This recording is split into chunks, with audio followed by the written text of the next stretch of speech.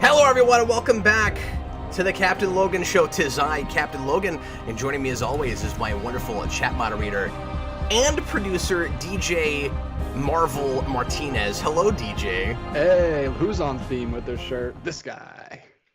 Hey, me too. I also did it too. Yeah. I didn't see that. And I'm going to pretend like this has a lot more to do with tonight's topic than it does trying to deflect anything about the Batman until Sunday. That's true. Oh, I can hear myself. Where's that coming from? I don't know. Was it you? Is it your fault? It may have been. I had my phone gone now. Open to YouTube, but I didn't click on the video. But it must have been playing that little preview thing. I don't know. Sorry. No, that's all right. Curse your laptop. Yeah, we both had weird technical difficulties of all kinds this evening. We've completely forgotten how to do it apparently, and it's sabotage. We're trying to self-sabotage so we don't make it to the 200th show. We're trying to self-sabotage. I almost dropped the lamp on myself 5 minutes ago. He did. I saw it. His reflexes were on point. He caught it like the Flash. It was amazing. I don't want to toot my own horn too much, but it was cat-like. It really was. I got lucky that whole thing didn't shatter all over the place. We'd have to start the show at least 5 minutes later than we did. Do you have one of those little broom and dustpans handy, or would you have to run upstairs? No, I'd have to run upstairs. Okay, it probably would have taken 10 whole minutes.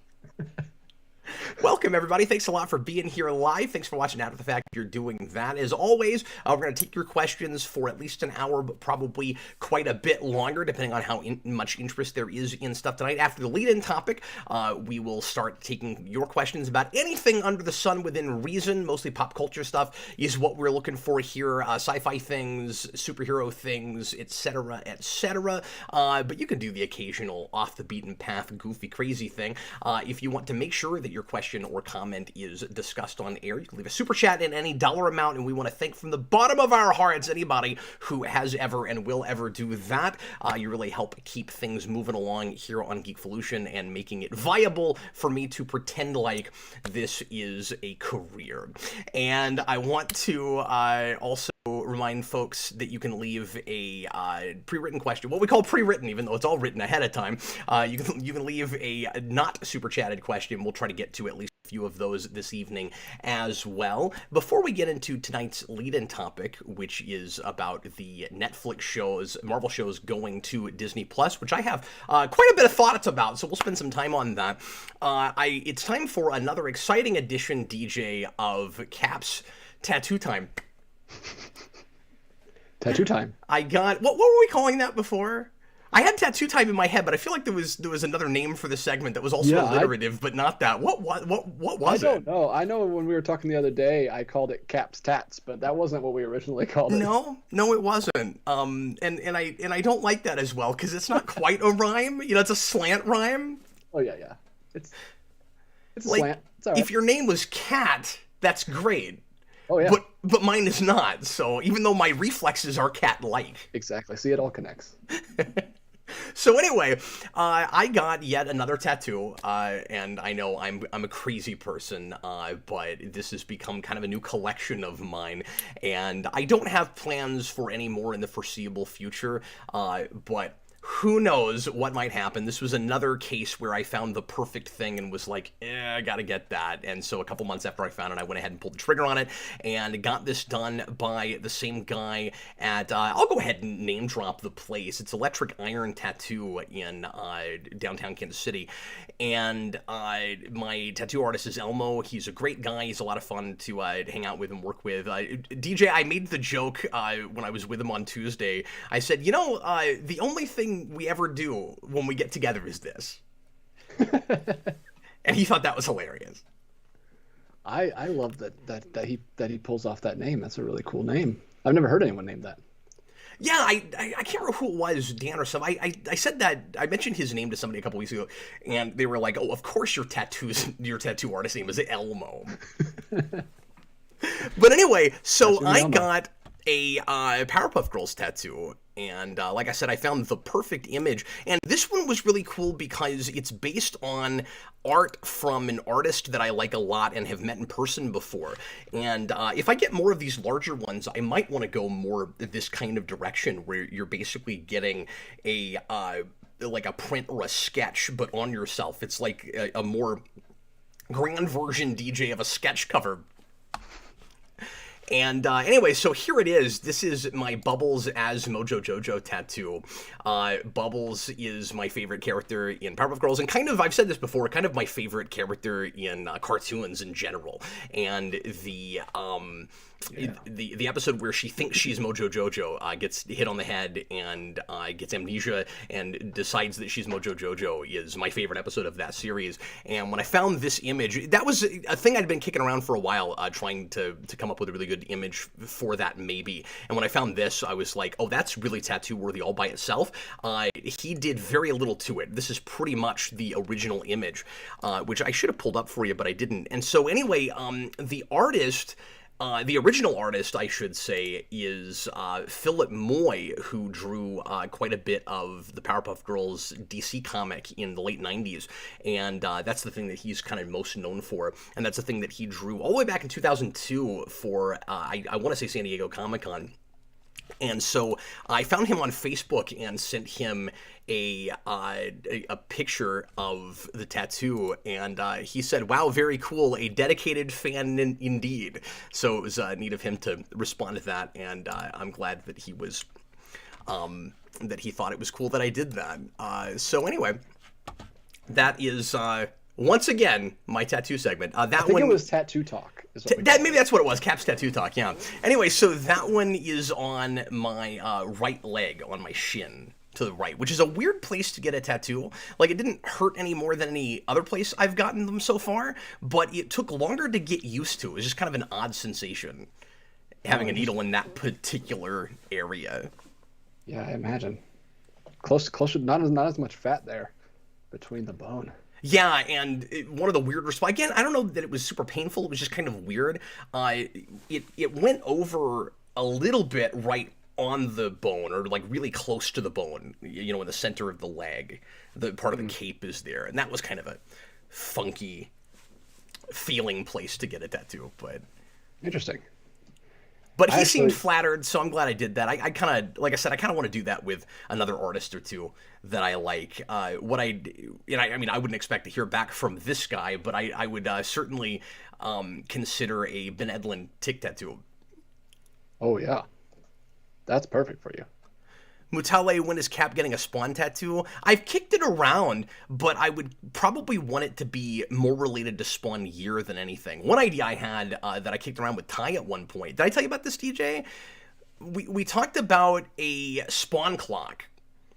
Oh, yeah, you did send me that a while ago. A long time ago, yeah. And what I was kicking around was, and I think I've about abandoned that idea at this point, because, I mean, I'll do some smaller ones if I keep getting tattoos, but I'm starting to really enjoy these, bigger, more elaborate ones.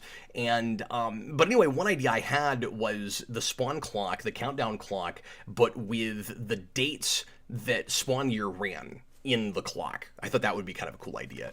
So it would say like 2013 to 2014. Yeah, 2 years of your life. You might as well immortalize that. Yeah. Now you can just get Spawnville, and then it'll count as two. Yeah, that was the thought I had as well. But yeah, if I get another kind of more elaborate one, like on the other leg or something, it's probably a Velociraptor. And I don't know what the exact image is, but that's where I'm at right now. Is I kind of, because this whole thing started with my wanting a raptor tattoo, and I've still never done one. Wow, that's interesting.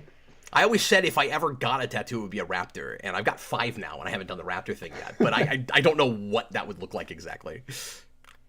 Just get like a raptor mouth tattooed on your cheeks. And all anybody's drawing right now with fan art for raptors, I guess just art for raptors, is Blue from Jurassic World. It's all anybody wants to draw, and it drives me nuts. It's the only raptor that we have that's personified as a as a character. It's like there were 3 other ones, and they killed all of them just so that they could merchandise this one character super hard after Jurassic World, or at least that's my theory. Maniac Madness, when are you getting a bat symbol on your chest? I have one here. I've got the Nightfall symbol. So probably not doing that. Not to say that I won't necessarily do more Batman, because I've left a lot of space around here, and Elmo thought it might be a good idea to do more bat something, like with that area. So, but I don't know what that would be yet. The bat sleeve. If I end up doing that. Yeah, and I'm back and forth on the sleeve thing, because like I'm not minding having several of these, but I don't know if I want to get crazy enough where you can't see where one ends and one begins, because I don't know, when I see people with a lot of tattoos, it looks like one big piece and like a mural, and that's cool, but you have to get real close and you have to get them to let you stare at them for a long time, unless you're just looking at a picture of it, before you can get any sense of the trees for the forest, you know? Yeah. And right now I can go like, here's this one, isn't that cool? And here's this one, isn't that cool? And if you've got a lot and they all blend together, it's like, look at my wall of insanity.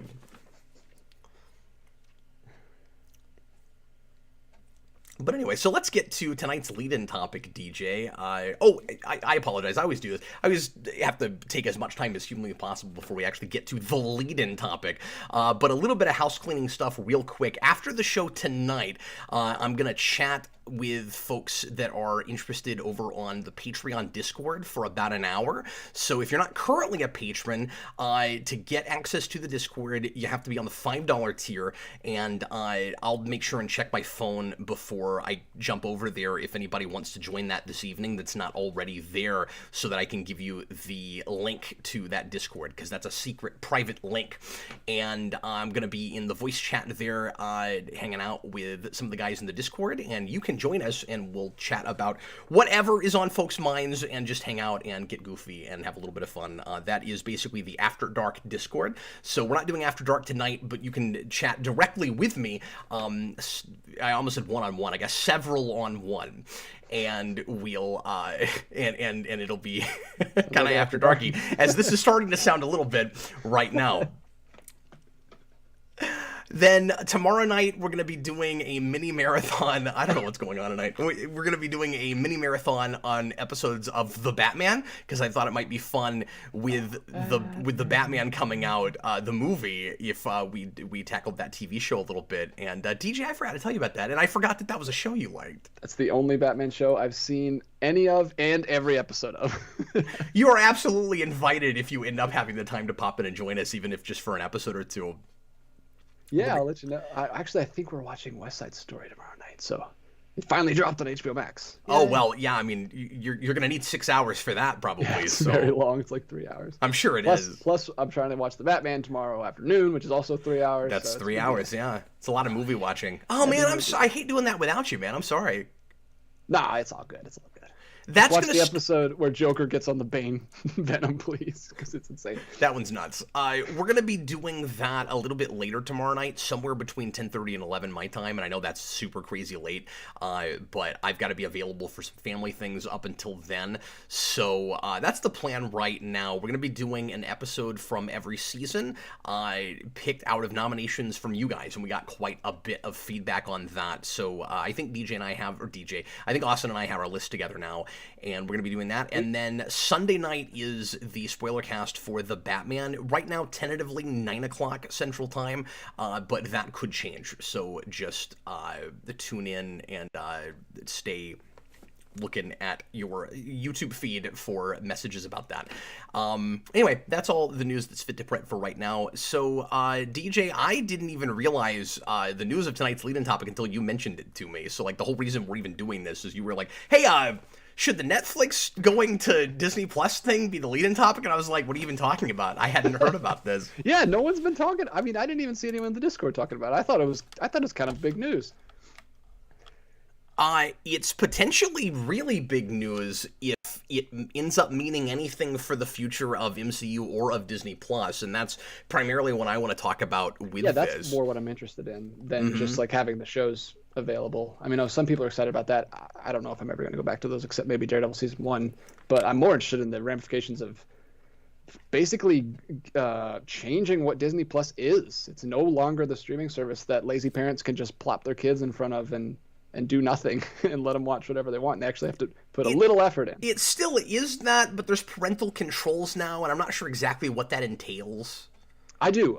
So the content rating system is already in play, but the ratings only go, I have it pulled up here. That's what I was doing while you were talking. It goes TVY, Y7, FV, G, PG, PG-13, and TV-14. So they're like levels. So you can pick which level you want it to include under, but they're adding the TV MA tier when this stuff drops in mid-March. And then they're going to prompt everyone to update their settings if they want to whenever they log in after that. Okay, good to know. But yeah, I didn't even know this content rating thing was here in the settings. I never messed with it. Yeah, I didn't know that either. But yeah, obviously they would have to do something. Yeah, especially because they've been adding, like I've already felt like they have been losing that a little bit with like adding some of the X-Men movies that they've been adding lately, and that obviously that's not as rough as the Netflix stuff, but it's getting there. No, but it means that you have movies on Disney Plus with at least an F-bomb in them. Yeah. If they've got, I guess any of the prequel movies. Yeah, I think they just have. I think they got those recently.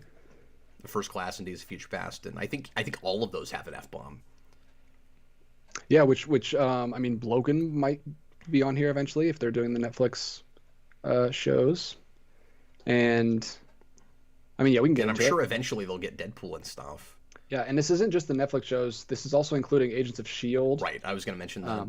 One of these things is not like the others. When I was seeing this with articles, it was like, all the Netflix Marvel shows, like Agents of S.H.I.E.L.D. And I'm like, well, I mean, yeah, that's been on Netflix for a good long time. By the way, after this, what does Netflix have left that anybody is subscribed to it for? I don't even know, dude. Netflix is. I don't even think I've opened Netflix in forever. Do you still subscribe to it? Have you just not thought to my wife unsubscribe? Uses it, but I think we use my wife's parents' Netflix. Oh, I see. But that's the only one. Okay, so you just got access and it doesn't.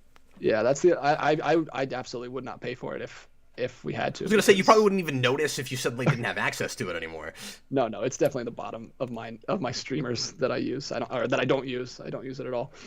So let me take stock real quick of stuff that I used to be subscribed to Netflix for, and like I still am, but I feel like we're getting to a place where I'm gonna kind of wonder why I'm still there and if I should jump ship. So Power Rangers was a big one with my kids, and they still use it for the couple of shows they have there. That's the only place right now to get brand new episodes of Power Rangers, but I don't know how much longer that's going to be. And, well, I say that.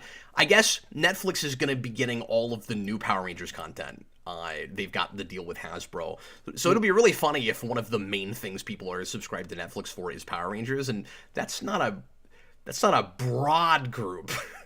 No, that might be one of the most specific groups. It's a little niche, yeah. And then Star Trek was a big one, and they only have TNG and I think DS9 now. Like they've lost TOS and Voyager, and I think Enterprise also. Yeah, and they lost Office to Peacock, and they lost Friends to HBO Max, and those are their two biggest sellers that they ever had. And so. Seinfeld, they still have ? Where was I watching that recently? I think they still have Seinfeld. They actually got that recently, which was a good move on their part. Yeah, but it feels like they're holding by a thread, and they've still got, of course, original content. But I don't know how many people are really subscribed for a lot of that anymore, because they've got this reputation now so much for greenlighting anything, which is hyperbolic. It's not really true, but when you look at some of their content, you're like, how did anybody at Netflix, think it was a good idea to let the show get made? Where it's like, do you guys have any quality control at all? And no, more is always better with Netflix. And I think the Netflix shows probably still kept at least a decent number of people subscribed to it up until now. I mean, I'm not sure how big of a crowd at this point, but diehards that love that stuff, even if they're not actively watching it might have hung on to their accounts simply because they didn't have the discs, or for the shows that don't have discs. And now they're not going to have to do that anymore. There was a lot of worry that when Netflix, because we knew that Netflix was going to be losing those, but we didn't know if they were going anywhere. We had this conversation recently where it's like, well, how much of that is even on disc? And now it's not going to matter anymore, because once again, Disney continues to be, to seem to own almost everything. So here's yet another reason that it feels like everybody's got to be subscribed to Disney Plus, no matter how you feel about that service. And I don't mean to say that you do. Obviously, vote with your wallet. And this is not me saying, like, how dare you if you're not subscribed to Disney Plus, of all things. It's one of the worst streaming services in certain ways. Like, they've got some really good content there, obviously, and the selection is pretty good. But with certain devices, it's one of the worst players. And the interface is not always great. Like, it's not Paramount Plus bad, but it's toward the bottom of my list of decent streaming services. Interesting. Yeah, it was like 3-tier news, right? Because first we heard that they were dumping them, and everyone was freaking out. And then we heard that global Disney Plus was getting them, right? Which was good news, but for them. But we were still. But what about us? Yeah, we were still thinking it was going to go to Hulu. Most people were thinking it was going to go to Hulu because in the States, Disney Plus is still very much a kids streaming service. And I'd love to know. And I'd love to know the story behind that, like why they didn't end up putting those on Hulu. Like why are they taking the risk of making their service look like it's more adult and rated R friendly? And so then I guess that's a good place to segue into the how does this affect MCU at large question. So I actually have plans. So this is twofold. The first is, does this mean that we're about to, well, I guess 3 questions. First, does it mean anything? It may not necessarily mean anything.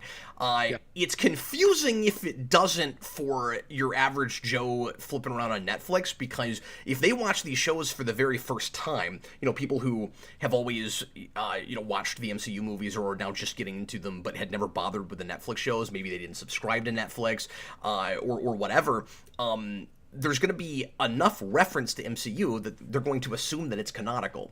So if this doesn't mean anything, as in Feige and MCU have, Marvel Studios have no intention of making it clear that it's canonical, then that's going to be very confusing to people. But the second question is, are we about to suddenly get a lot less ambiguous about whether these things really count? And then the third thing is, what will it say about the quality and the the kind of content that that the MCU is willing to make moving forward? Because this could be really good news for all of us that were kind of sad that the Netflix shows were more or less decontinuityified, and that it's a word now, and that anything in the more street level rough and tumble department would likely feel more watered down compared to the Netflix shows. There's worry about that with Moon Knight, but then the trailer for that looks a lot more like a Marvel Netflix show than I might have expected that it would. Like, the assumption was we'd never see anything like Punisher ever again. Like, they just wouldn't even be allowed to do anything that violent and hardcore. And now the question is, because for a while people were assuming, okay, Deadpool will be the only exception. Now I don't know if that's the, and even with that, is it possible even that being rated R somehow gets a little bit more accessible even than it was even before, somehow watered down. Now all bets could be off. Yeah, it's possible Moon Knight's darker than any of us expected, because they had to have known that the Netflix deal was going to end, because that's the reason why they got it back, is because it just ended. It wasn't like they bought it out or anything. The deal with Netflix just ended. So if they knew that it was coming up and they just planned to release Moon Knight as this was happening, I mean, it could be part of their plans, and that's good news for like stuff moving forward. Like I think Blade's a movie, but like anytime they announce something like Blade, people were always like, well, it's not going to be good because it's MCU. But now, I mean, like you said, if those are included, they can pretty much do anything. Yeah, like maybe we'll take more risks again. Maybe everything doesn't have to be samey. Maybe it doesn't have to appeal to the masses. And that's what I mean by accessible.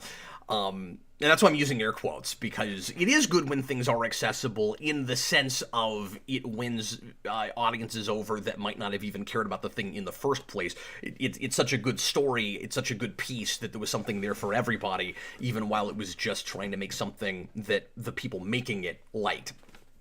So anyway, that's what I mean by that. But I think it would be a very strange move, DJ, to put all the Netflix Marvel shows and Agents of S.H.I.E.L.D., we can talk about that. All the Netflix Marvel shows, do they currently have Inhumans?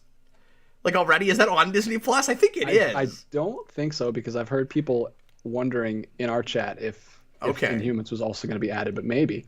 Do they have the Agent Carter TV show? I don't know. Because I have it pulled up. Because it really bugs me if that's not available anywhere. Because that's actually a pretty decent show, at least the first season. Second went off the rails a little bit. Yeah, I love the first season. I bought that one on Blu-ray. It was the only broadcast show that I really wanted to stay canonical, because I kind of liked the ways that was informing the present day in the MCU. Yeah, that's already on Disney Plus. Yeah. Okay, cool. That did not feel retroactive. Okay, but are you sure it's the TV show and not just the short they did? Yeah, it's 2 seasons. Oh, okay, great, cool. I wasn't sure if that was there. I mean, I guess I could have just looked it up, but I'm lazy. That's why I have a chat moderator. I'm the guy in the chair.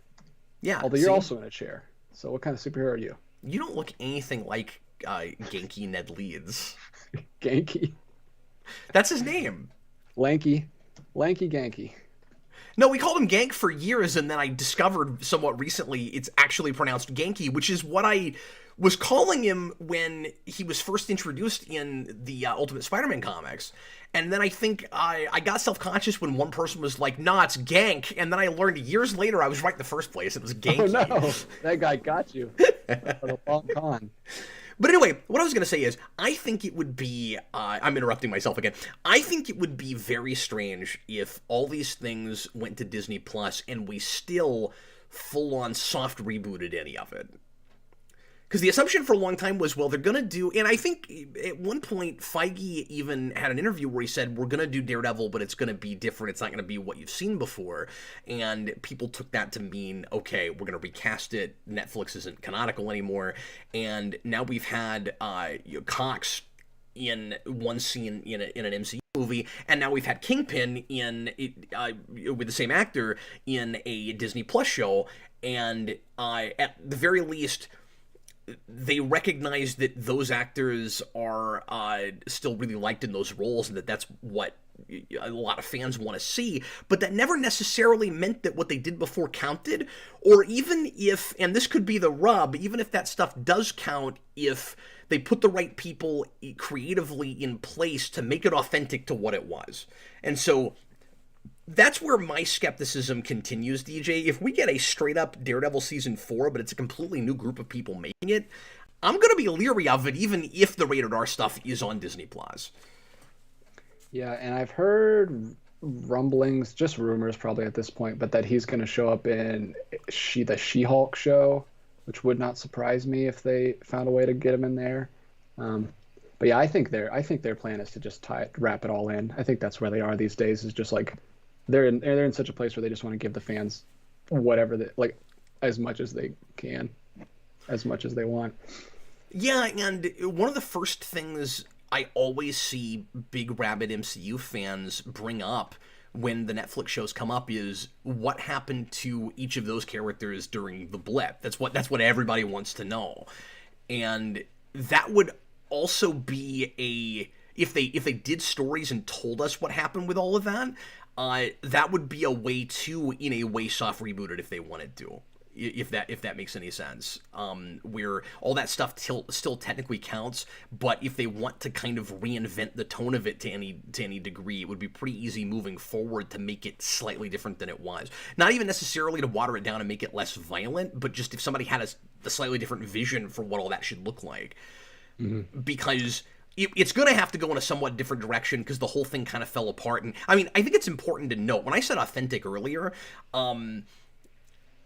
the early seasons of those shows, a lot of us really like, but there were missteps. There were seasons that were kind of forced to come out too quickly, without enough lead time, and that with creators that didn't have, you know, real great forethought and ideas and stuff. And I'm looking at you, Jessica Jones, season 2. 3 was better, but marginally. And then, which like, is crazy because that first season is so epic. good. It's incredible. Such a piece. It's crazy. Yeah. No, it's some of the best TV I've ever They're seen. like, oh, we made one of the best Marvel things ever. Now we have no plan. Maybe just someone gets a monster face and runs around for the whole season. But yeah, the point I'm making is, I don't mean to make it sound like all of Netflix Marvel is better than even the more recent MCU movies that we've had that I felt are a little bit mediocre. Like, the least impressive MCU movie to me recently is still leaps and bounds above Iron Fist. Of Iron Fist. John Kelling in the chat. Iron Fist got blipped and recasted? How odd. And nobody will... Well, but see, that's not fair because that wasn't that guy's fault. I mean, I know a lot of people complained that he didn't have martial arts background, and...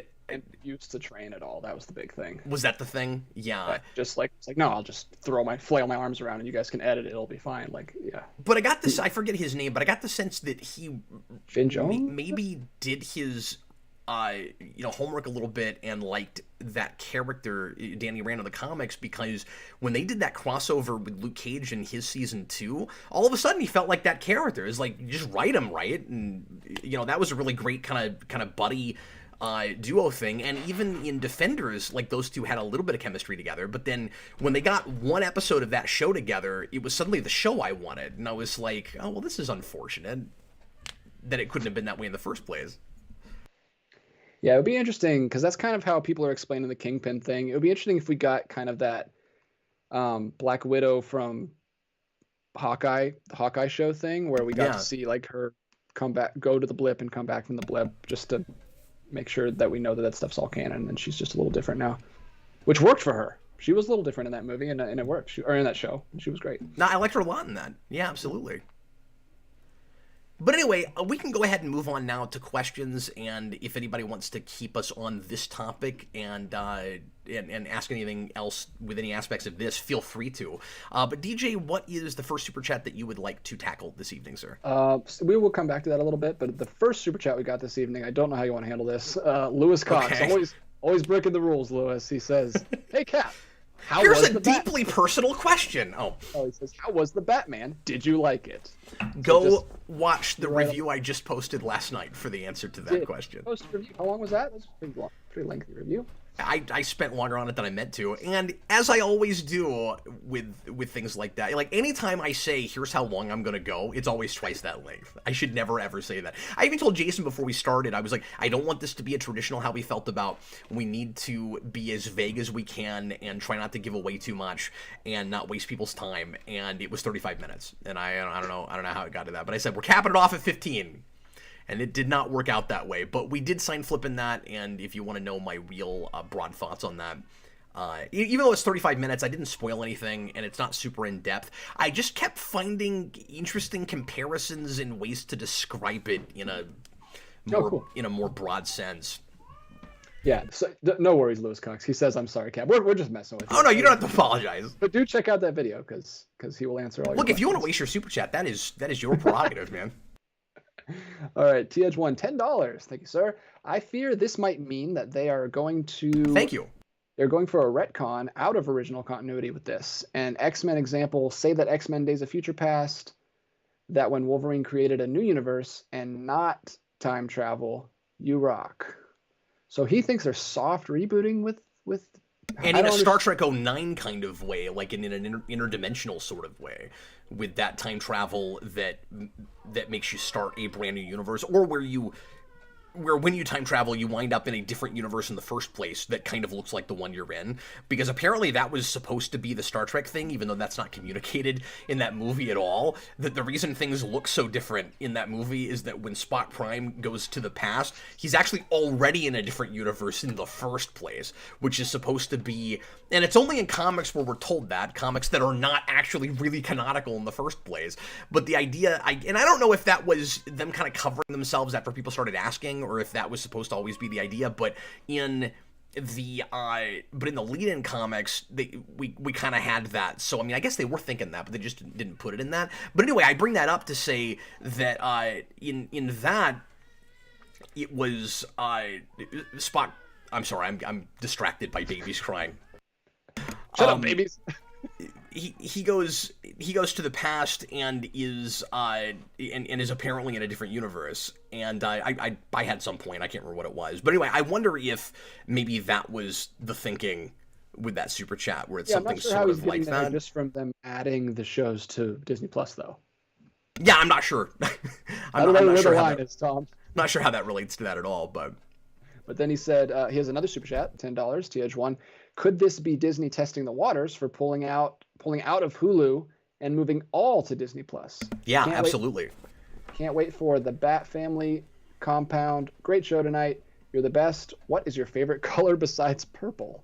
Oh, he asked that in a show the other day, and I missed that super chat before I finished up the show. It's black. Purple and black go great together. So.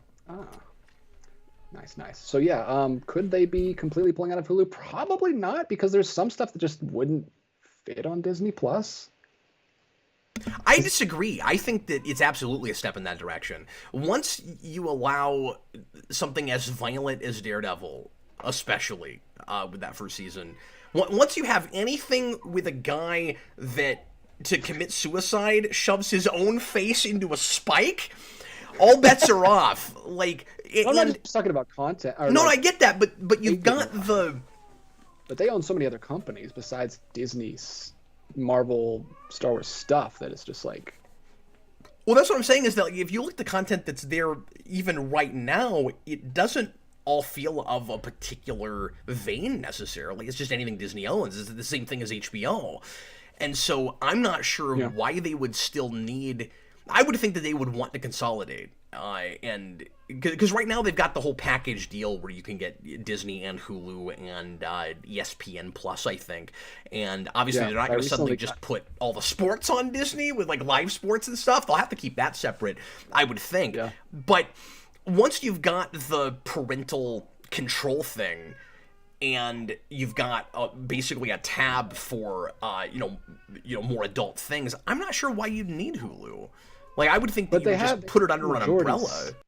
They own majority stake in Hulu, and there's so much stuff that Hulu has that they can't put on their streaming service that's like making them money, because it's like live TV and stuff that's just ended. Oh, like, do they not actually own Hulu outright? I don't know if they own it outright. Maybe they do these days. But I don't think I don't know if the TV rights would translate over to Disney Plus, if they could put like new TV shows the next day on there. I don't know. It's obviously above our pay grade, but because if they owned it, I wasn't thinking about the live aspect, so that's a good point. But if they owned it outright, I would think that eventually they would want to just do here what they're doing across the rest of the world with the whole Star thing. Yeah. Where all the Hulu content is just on Disney Plus. And I could also see them rebranding Hulu for... This is assuming that they own it outright, and assuming that there's that all of the non-live content they could put on Disney Plus. So a lot of assumptions I'm making here. But if all of that were the case, all things being equal, DJ, I could see them rebranding Hulu as Disney Plus Live. Where they technically have another service, but it's just like Hulu, where it's like you have Hulu and then you have Hulu Live, and they work kind of differently, but you can pay for all of it at once. And if you have Hulu's Live package, like I think Hulu is roped in, like you're also going to have Hulu, but I could see them having a live branch onto Disney, I guess. And in that case, they wouldn't need ESPN Plus anymore. Yeah, people are saying, that's what I thought. The Edgar and Mutala and a couple people were saying that it was a majority holder thing, not fully owning. TH1 says they own 79% of it. He has the exact percentage. I don't know if he Googled that or not, but Okay, then I could also see them pulling out the things that they own and then leaving Hulu in the dust at some point, where they're like, we don't really need this service anymore. Like, where they just take all of their stuff. They basically take their ball and go home and leave Hulu with not enough to survive and continue to be a service. Like, is that possible? Yeah, I don't know. There is people are saying some interesting things. Mutale, I don't know. I'm just reading comments, but Mutale says they don't own it outright. They will own it outright in 2024. Oh. I don't know. Well, if that's true, then at that point, I bet they just folded. Yeah, that would be crazy. That would triple the content on Disney Plus. That would be a big thing. Anyway, we're talking about things we don't and even then it would make fully Disney understand. Plus look more impressive from a subscriber count place. Because then everybody that's on Hulu that wants to keep anybody that doesn't already have Disney Plus and have that package that's currently subscribed to Hulu, a lot of those people would then finally, cave and get Disney Plus for whatever content they're looking at on Hulu, and then it would just make their numbers look better, assuming they published them. Yeah, which is interesting because they recently switched me over to the bundle without changing any of my cost, and all I had to do was switch it on. It was weird. I had 2 profiles, and then I had to cancel my original. So I think they're really, really pushing the bundle. I stayed away from the bundle for so long because I had Hulu TV, and for a long time Hulu TV couldn't be a part of the bundle, but now it can. So it's basically like I'm just getting Disney Plus for free now. Okay, at the risk of being irritating, I gotta backtrack for just a second and this has nothing to do with anything, but I just want to finish this thought because I remembered the end of it. The thing I was saying about Star Trek earlier has nothing to do with anything, but the point I was trying to make was the reason that was that, man, I'm distracted again by the baby crying. In that movie, there's no explanation as to why Spot Prime isn't trying to actually fix the timeline, which is what you'd usually do in a Star Trek thing. And the reason is he's in a different one, but we're never told that. That was... Yeah, and Tom really quick added another super chat talking about that. He said, to explain the Professor X cameo. I still don't know what that has to do with this news, though. Yeah. We understand what you're saying with the timeline thing, but we just don't know how. It just seemed like you were somehow roping that into Disney Plus getting the Netflix shows, and because he said something about soft rebooting in continuity. Yeah. But yeah. What's next? Ian Chandler, $5 super chat. Hey there, thanks. Cap. What's up? That's a name I don't recognize. Welcome. Yeah, I love this. Longtime listener and fellow KC resident. Oh wow, cool. Whereabouts? Where are you? He's coming to your house right now with a big check. Thanks for the $5. Now I'd like to be creepy. He says, just wanted to say thank you for all the content. You're always a pleasure to listen to. Smiley face. Oh, thanks so much. That is my favorite thing, is when somebody comes out of the woodwork that's watched for a long time and finally introduces themselves. And I especially like it when I find out that there's more local folks listening. I like to try to meet everybody around the area that I'm able to. So reach out, hit me up. Maybe we can get coffee or something. Ooh, I didn't think you drank coffee. I drink cappuccino. And as a shorthand, I call it coffee all the time, but I actually don't mean coffee. I can't drink coffee, but I drink cappuccino. Yeah, you can't say, maybe we can get a cappuccino. You just sound snooty. Yeah, exactly. And it's too many syllables. Yeah, it elongates the sentence way too much. All right, John Ty. It's like, nobody says refrigerator. It takes all day long. Oh, exactly. I usually say refrigerator, which is not even the word. It's like a hodgepodge of both of them. John Ty, is it disheartening that people put YouTube critics' opinions on a pedestal because they have an audience? Oh, back to John Ty's questions. Cutting to the core. Okay, I will answer that in just a moment, but I have to go deal with a very minor emergency as quickly as humanly possible. Okay. I'm going to take a quick break. DJ, you feel free to continue to engage the audience, and you guys give me, hopefully 60, 90 seconds is all this will take, but I'll be back in as I possibly can, and then I'll have you reread that for me, and we'll tackle another deep and thoughtful and insightful John Ty question. I'll be right back. All right, guys, holding down the fort. What do you want to talk about with just me, the moderator? We've got quite a few super chats tonight. Thanks, guys. Let me actually go back to some pre-writtens, maybe. Hopefully, you won't be too upset if I answer one of these questions. Oh, that's an After Dark question. That's a Cap question. Question about Star Trek and Star Wars, Mutale. Favorite supporting actor, aka the best that guy for you? That is a tough one. Oh, I will tell you guys this. I've been watching through. Do we got any Guillermo del Toro fans in the chat? I have been making it my mission to watch through all of Guillermo del Toro's films in preparation for his Pinocchio film this year. And there's actually quite a few that I haven't seen. But I've gotten through most of all of them. I only have 2 left, which is The Devil's Backbone and Crimson Peak. Those are the last 2. I'm 10 for 12 right now. I just watched his new one, Nightmare Alley, which I enjoyed quite a bit. And then I just watched Blade 2 for the first time last night. Yes, last night. I'd never seen that. Ironically, a lot of Powerpuff Girls in that movie, which goes right along with Cap's tat. DJ, underneath the bridge, the tarp has sprung a leak. The fish are safe to eat because they don't have any what? Is this a riddle? John Kelly, are you feeding me riddles right now? I can't answer riddles under pressure. Riddles in the Dark is my favorite chapter of The Hobbit, though. That is a classic chapter. Scene was perfect in the movie. Yes, Mutali, you do need to see Nightmare Alley because it is great. One of his best, although he has a lot of good movies. I'm trying to put together a ranking list on Letterboxd. That's why I'm watching through them all. But Nightmare Alley is up there. It's kind of in the middle, though, because there's so many good ones that I like more. Thank you, Thomas Lowe.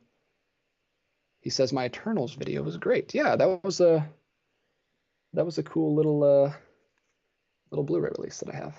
Yes, Lewis Cox, I do have a YouTube. It's called The Welder, no space. That is my YouTube channel. I'm mostly just posting about collecting, though, Blu-rays and stuff. I'll show you guys something I just got that's really cool. This is going to be a video soon. They just came in the mail. I don't know if you guys heard about these Walt Disney Treasure limited release special tin sets that came out in like the early 2000s. They look like this. And these are all golden age, like Disney content that's impossible to get. And they're not actually putting them on Disney Plus, and I don't think they ever will. So I went ahead and bought those. Oh, he's back. Oh, he's back. Okay, please forgive my momentary departure. It looks like DJ decided to take that opportunity to just make a video for his channel. No, people were asking me about what I've been doing lately. But anyway, the question was from John Oh, I'm Ty. sure. I'm sure that looked so self-indulgent. We were talking about Guillermo kidding. del Toro and some other stuff, some Disney stuff. But John Ty, is it disheartening that people put YouTube critic opinions on a pedestal because they have an audience? I'm just noodling that for a second. First of all, as I often feel the need to do with a thing like this, let's examine the premise for a moment and make sure that we even buy into it. Is that a premise that you buy into, DJ? That people put YouTube personalities' opinions on a pedestal? I guess to some degree that happens, right? I think there are definitely people that listen to YouTube critics that don't look at any other critics, that just listen to whoever they are. I don't know who they are. It's Chris Stuckman, Jeremy Johns, if he's still doing it. Well, yeah, he is. And I guess the idea of like taking those people as those critics as kind of the word of God without really, using your own brain and coming to your own conclusions. I guess that does happen still. I bet there are people who just look at those critics' thumbnails and say, "Oh, he's making a mad face in this one. This must be a bad movie." Yeah, and I'll go as far as to say, even I bet some people look at those things, whether they do what you're saying or actually watch the video, and decide that whatever those critics say, especially if it's 3 or 4 of the big main mainstream as far as YouTube goes, critics, and they all agree, that must be the consensus. Like, maybe some people do that even over the Rotten Tomatoes thing, where it's like, oh, Rotten Tomatoes says it's 75%, it's a good movie, now you can't, now your opinion is wrong if you say you didn't like it. I guess that probably also happens with some YouTube critics. I gotta say, and maybe I'm just a little out of touch, I don't hear that, and that's the reason I questioned it, I don't hear that as much as I used to. Yeah. But I may just not be, in crowds with people as much that that are really looking at a lot of YouTube reviewers. Like, I feel like a lot of my friends used to take more stock in YouTube criticism and just don't really watch those videos as much as they once did, for whatever reason. I don't know. Yeah, I do think there is some credence to that, because I feel like movie criticism has just become a YouTube thing at this point. I feel like that's where you go for movie criticism. I don't think there's any other places. No, the mainstream critics are talking to an older audience that still reads newspapers at this point. Mm. Don't you think? Yeah, definitely. Or doing their own YouTube shows. Even the mainstream critics are probably trying to get into the YouTube thing. Yeah, I don't disagree that that's a disheartening thing. I don't know that I have anything real insightful to add to that. I guess the question is, what is it that makes that opinion more valid than anybody else's? Like, the notion that if you have a following, it means that your opinion counts more for something than anybody else's. That's a misnomer. That's a problem, certainly. And yeah. Like, obviously, I have a much smaller following community, whatever, than the critics that you mentioned, DJ, but obviously I don't think of myself as having an opinion that matters more or less than anybody else's just because people pay attention to me. I keep talking because people pay attention to me, and I certainly appreciate that, and I can't say that there's zero ego involved. I think it's impossible for there not to be, certainly, but it's nice to be appreciated. It's nice that people care at all what your thoughts on a movie or a show or a video game or what have you are. But I don't think that I go, I'm the be-all, end-all because people are paying attention to me. And on the flip side, I don't think people should go, hey, they have a following and people listen to what they say, so they must always be right. Like, what's interesting about listening to criticism is, I mean, a couple things. If it's somebody that you listen to a lot that tends to line up with your sensibilities, if they like it, you'll have, or don't like it, you'll have a pretty good sense maybe of whether or not you will, but you're not always going to line up with another person, and that's where we talk about this all the time, that's where that validation problem sometimes comes in, where, somebody agrees with you, they thought all the time. Let's say somebody watches you, I've had this happen, let's say somebody watches you for like a year, and every movie you reviewed, they're like, oh, Cap says that's good, so I'm going to go see it. Yep, he was right, I really enjoyed that. And then there's another one where, finally, where they go see it, they go, no, that movie was awesome, and you said it was terrible, what's wrong with you? I'm never watching again. That kind of thing can happen. Dark Knight Rises. So it's, Thor Ragnarok. But so the reason sometimes to listen to a critic, I think, isn't necessarily this person is just like me, so I'll always know if I'm going to like a movie or not. Or even, and I think worse than that is, I gotta check up on them and make sure that they're saying the right thing and validating me because we're supposed to be the same. You gotta let people have their own brains, and nobody is always going to be 100% just like you. That's kind of what's nice about. That's one of the nice things about life is individuality. I think that's really important. You gotta have the argument. You gotta have the discussion. You gotta figure out why you don't line up on all the same things. But then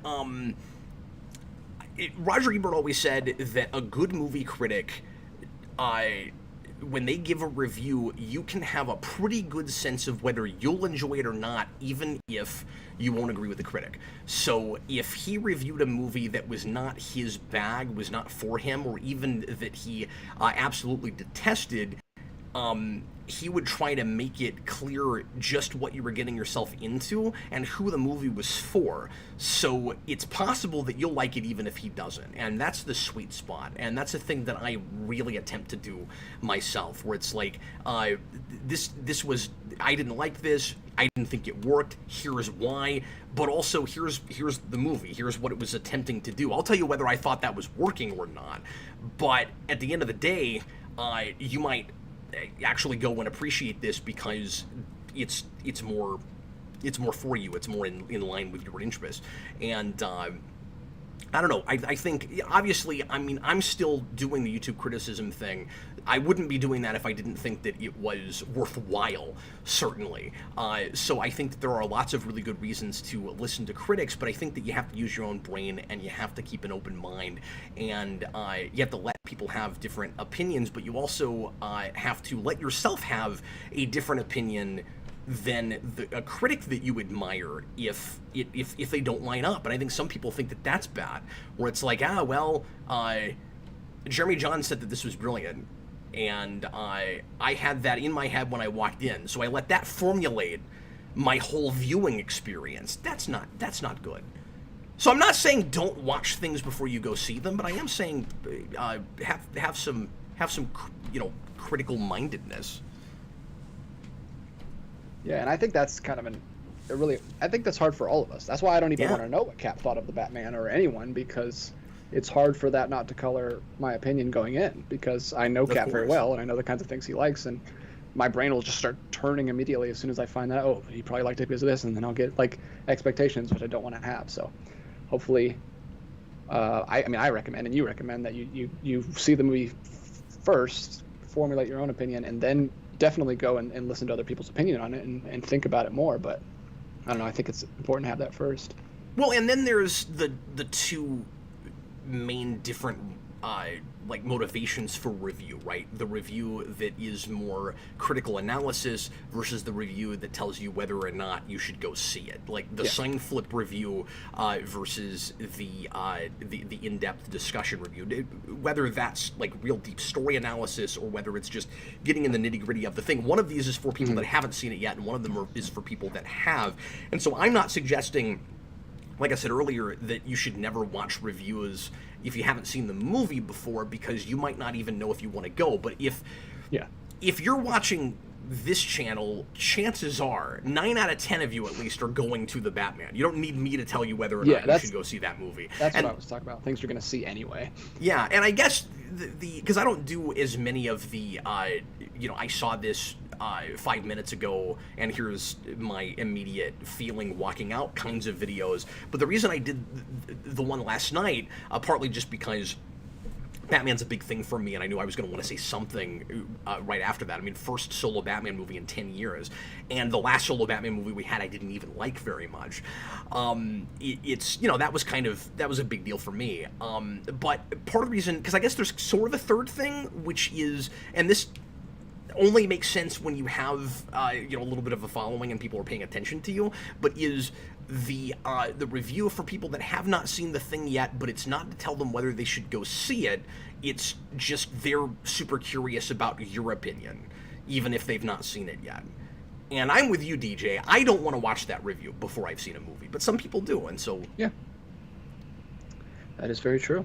All right, we've got a lot of super chats here. Also, while you were gone, people started asking me riddles for some reason, and that's still going on. I'm not going to answer those because I can't. There's too much pressure. I have a feeling that there are people trying to backdoor their way into making tonight's show about the Batman. I think maybe that's what's going on. Because spoiler alert, Riddler's in that movie. I don't know if you guys knew that. Maybe I just gave away too much. Dang it, Cap. I'm done. You knew that. All right, we got a double header. Don't tell me you didn't know that. A triple from Super Billy here. All $5. The first one, the number of characters. Oh goodness, he's about to. Is this about the Batman? Hold on, I might have to read ahead a little bit here. Oh no, okay, no, it's not about the Batman. The number of characters, parentheses, Hugo Danner, the Black Bat, the Mighty Woman, the Shield, etc., whose creation/initial publication precedes their more famous successors, Superman, Batman, Wonder Woman, Captain America, etc., Okay. is distressing to me. All strikingly similar. Plagiarism, inspiration, or mere coincidence? Well, I don't know enough about this topic, I don't think, to speak real coherently on it, because honestly, some of those I'm not even familiar with. So I have to just kind of go with the premises you've laid it out without doing my homework. That there are like proto superhero characters that the more iconic, traditional, popular characters are, in his mind, like too close to, and is that plagiarism?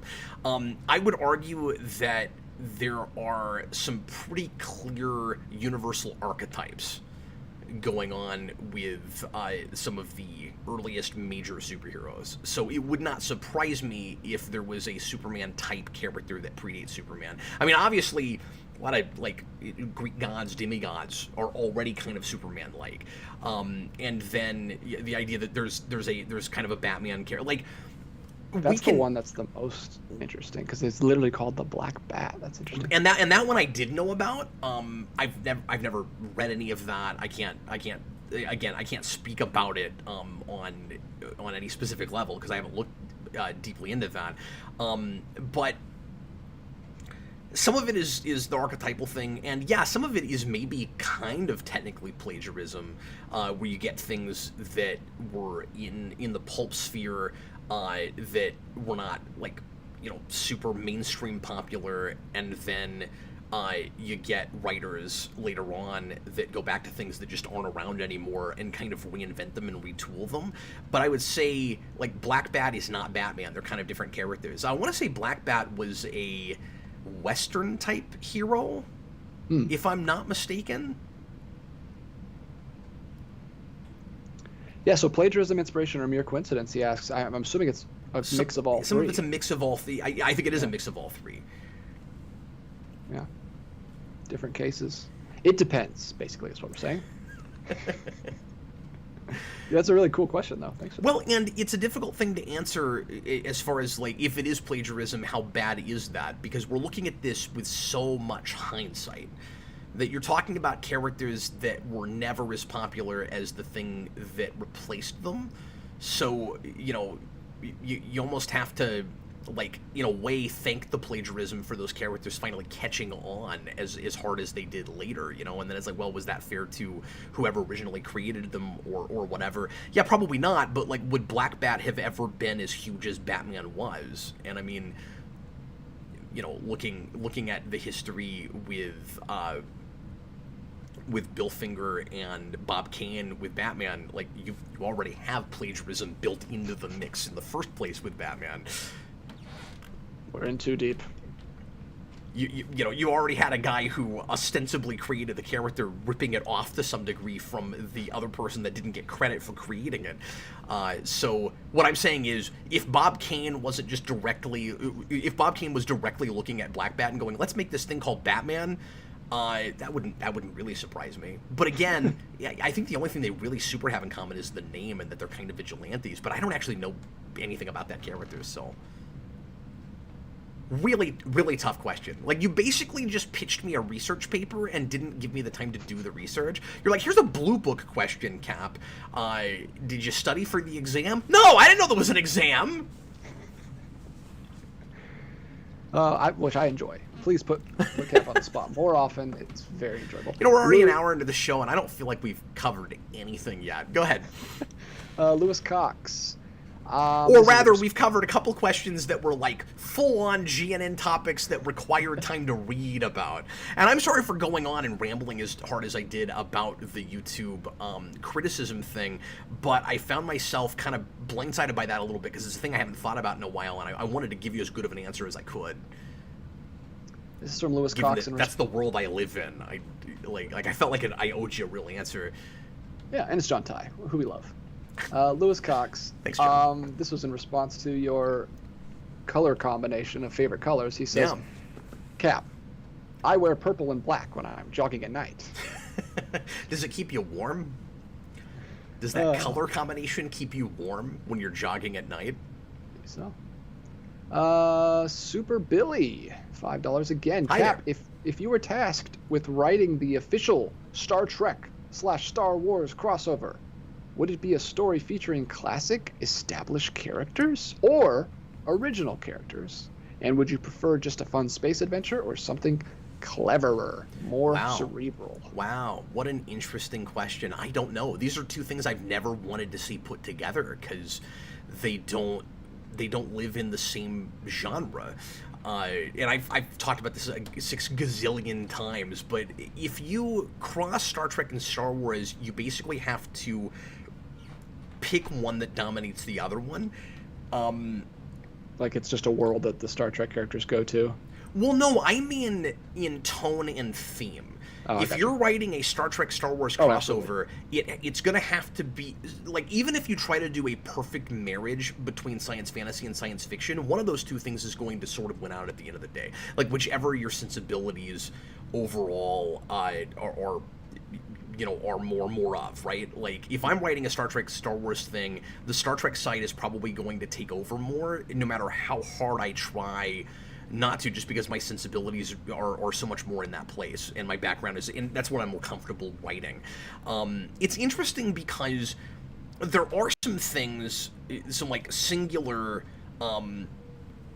properties that bridge that gap pretty well, that are kind of both science fiction and fantasy simultaneously. Weirdly, I just have this on the brain because I've been doing a lot of this of content on this lately, but weirdly Power Rangers is like that, DJ. Like even the more serious, current comics, like a kind of a perfect blend of science fiction and fantasy, and it can go to either of those places anytime it wants to. So if you tried to cross over Star Trek and Star Wars, is it possible that it could be something more like that, where it's both simultaneously? I would find it difficult if you didn't start from scratch. And so when he says, would you make it original characters? If I could reboot it as the same thing, then I think that's actually a really good idea. I would have never thought to cross them over and then invent characters to make that more viable. Because one of the things that would be difficult in doing a Star Trek Star Wars crossover would be to avoid making it just a fan service for the sake of fan service piece. Here's all the big superficial crap that ostensibly every fan of these things would want to see. Captain Kirk versus Darth Vader, or versus Luke Skywalker, or whatever. But what if you merged them in a crisis kind of way, where the worlds just existed together, and you basically had a federation in the same world as the Force? And I've never had that thought before, but that's how I would do it, actually, now that I'm thinking about it. And I think that could actually be really fascinating. Basically, what I would probably do with it is I would make it a more science fiction-esque story that had some fantasy workings in the background. Because let's face it, there's plenty of fantasy masquerading as science fiction in Star Trek. Like there really is. But so maybe this isn't quite as hard as I'm making it out to be. But what I would do is I would take the ideas of Star Trek and the premise of the Federation, and DJ, instead of making it the history of the future, which is what Star Trek is, I would set it in a galaxy far, far away a long time ago. And so it would, so like that's how it would be Star Wars. And then the way it's Star Trek is it's about the ideas of Star Trek, but it would still have to exist in a world that had the Force, or it wouldn't also be Star Wars. But I think the only way, I've never had this thought before, and thanks to Super Billy for getting me here, because now I'm kind of imagining myself making the attempt at writing one of these. I don't think I'm going to, but I can see it now to some degree. I wouldn't want to do the universes cross and all of the canon has already happened, and these characters that you love meet each other. I would just like reboot from the ground up and make a Star Trek story set in the Star Wars universe. Yeah, I've always been a proponent that what constitutes what constitutes a science fiction story in general is more about the theme and the kind of like overall ideas than necessarily the setting. Like I think you could tell a sci-fi story that's in like medieval times, and you're dealing with like stuff for them, but you could have it doesn't have to be in relation to us now. Like the sci-fi technology doesn't have to be in relation to us now. It usually is, and I understand that, but I'm saying like technically you could tell a story that was about the future and us ultimately leading to our doom, but in the past. Well, or and I guess you could, in a Star Wars setting. Yeah, and I guess you could technically go the other way, but immediately it would be a fantasy world because we don't live in a world with the Force, right? So, if you tried to reinvent Star Wars as a futuristic, extrapolating from now piece, you'd have to reinvent the world to such a degree where it's still not the what-if statement. Because what makes a science fiction story is that we're extrapolating from not just technology, DJ, but, like you said, the world that we live in, right? So, any way you slice it, I don't think you can do Star Wars that's, 100% hard science fiction. No. But there are a lot of Star Wars stories, especially in, extra canon, or not extra canon, but the, what do you call it in Star Wars? Not the extended universe, but Star Wars EU. You've got a lot of stories that are more science fiction esque stories, particularly with droids and things. But it still doesn't inherently have that what if statement because your internal logic is naturally of a completely different world. So it's a fantasy, and there are lots of things that blur the lines. Like there are fantasy series that book series that look a lot more to me like science fiction than fantasy, but the fact that they're set in a world that doesn't look anything like ours makes it more fantasy in the first place. Like Dune is a science fiction story that's set in a fantasy universe. Yeah, that's where I first had this conversation a lot, was when Dune came out. It was an interesting conversation I was having. Yeah. Good question, Super Billy. T-Edge 1, $10. Still clarifying from earlier. I meant for the Netflix show, cherry picking what counts and not count to explain differences in Kingpin, any differences that might appear with Daredevil, kind of like a soft reboot. Sorry for the confusion. Okay. Yeah, thanks, Tom. You didn't have to keep throwing super chats just to make us understand that. Sorry that you had to do that, but thanks for doing that. I appreciate it. Yeah, I don't know what would cause that soft. Yeah, that's the thing is I don't know what the impetus for that madness is. Or something. I don't know because I don't know if he's connecting that or something. Yeah, maybe because I don't see how the blip doesn't do that. No, the blip just disappears people and then throws them back in comical ways. But because we could put a lot of characters that didn't blip, especially in different places in their lives, we could soft reboot in the sense that now they're going in a different direction and they've had other life experiences and they're not exactly the same person as they were last time we saw them. So in that way, it would be soft rebooty. As far as the reboot inside of the original continuity in a time travel kind of way, you'd have to really contrive that, because unless you said that the Netflix shows were never in MCU continuity and you bring them in through multiverse in the first place. Ergo, you could say that the Kingpin that we just saw is the original MCU version of that character, who is an alternate version of the Netflix Marvel universe, which is an alternate universe, but we saw him first over there. That's a thing you could do. I don't think they'll do that, but you could. Yeah. I would be shocked if they did that, especially the way Feige's been.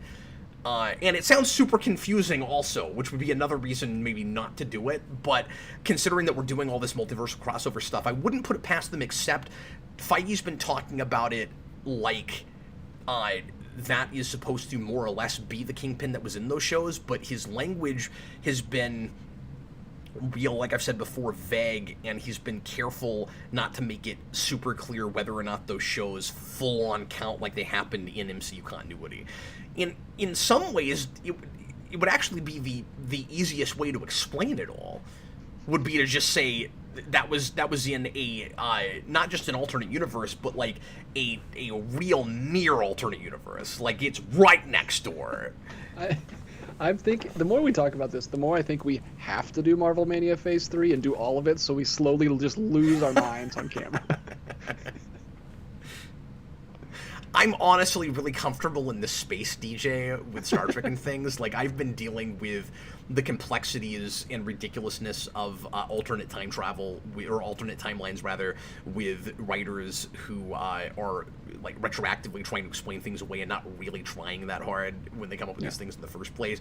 I had, for a real long time before the '09 reboot, and I won't go through all this, but I've talked about this on the channel before, a 3-timeline theory for Star Trek to try to explain how in the world the Enterprise and First Contact and stuff works in Star Trek, because Enterprise is very clearly a show that's paving over a timeline, or paving over the main timeline until they kind of abandon the temporal Cold War thing and decide that that's not really what was happening all along, and that everything you saw in Enterprise always counted going from TOS forward, which it can't. Like, without getting into it, it's not possible. It doesn't make any sense. And I had a theory for a while about like how you could actually reconcile all of that, and it really worked. I kind of fixed it all with a crazy kind of headcanon thing. And then Star Trek '09 came in and sort of destroyed the whole thing, because then we had a 4th timeline that was sort of in another universe in the first place, maybe, and it got suddenly really unfun to talk about anymore. But so I'm very comfortable in this space. Speaking of that, Lewis Cox, so Cap. Yeah, hi. Have you seen the trailers for Picard season 2? Yeah. I mean, I don't know if there's any new ones, but I don't want to talk about it. Like, I have. I never like to make broad promises like I'll never watch a thing, because sometimes I change my mind later, but I don't have any intention of watching that at this point. I have quit completely on Discovery. I can't deal with it anymore. And Picard broke me. It hurt my feelings. And I've talked about that at length. I don't plan on watching or reviewing season 2.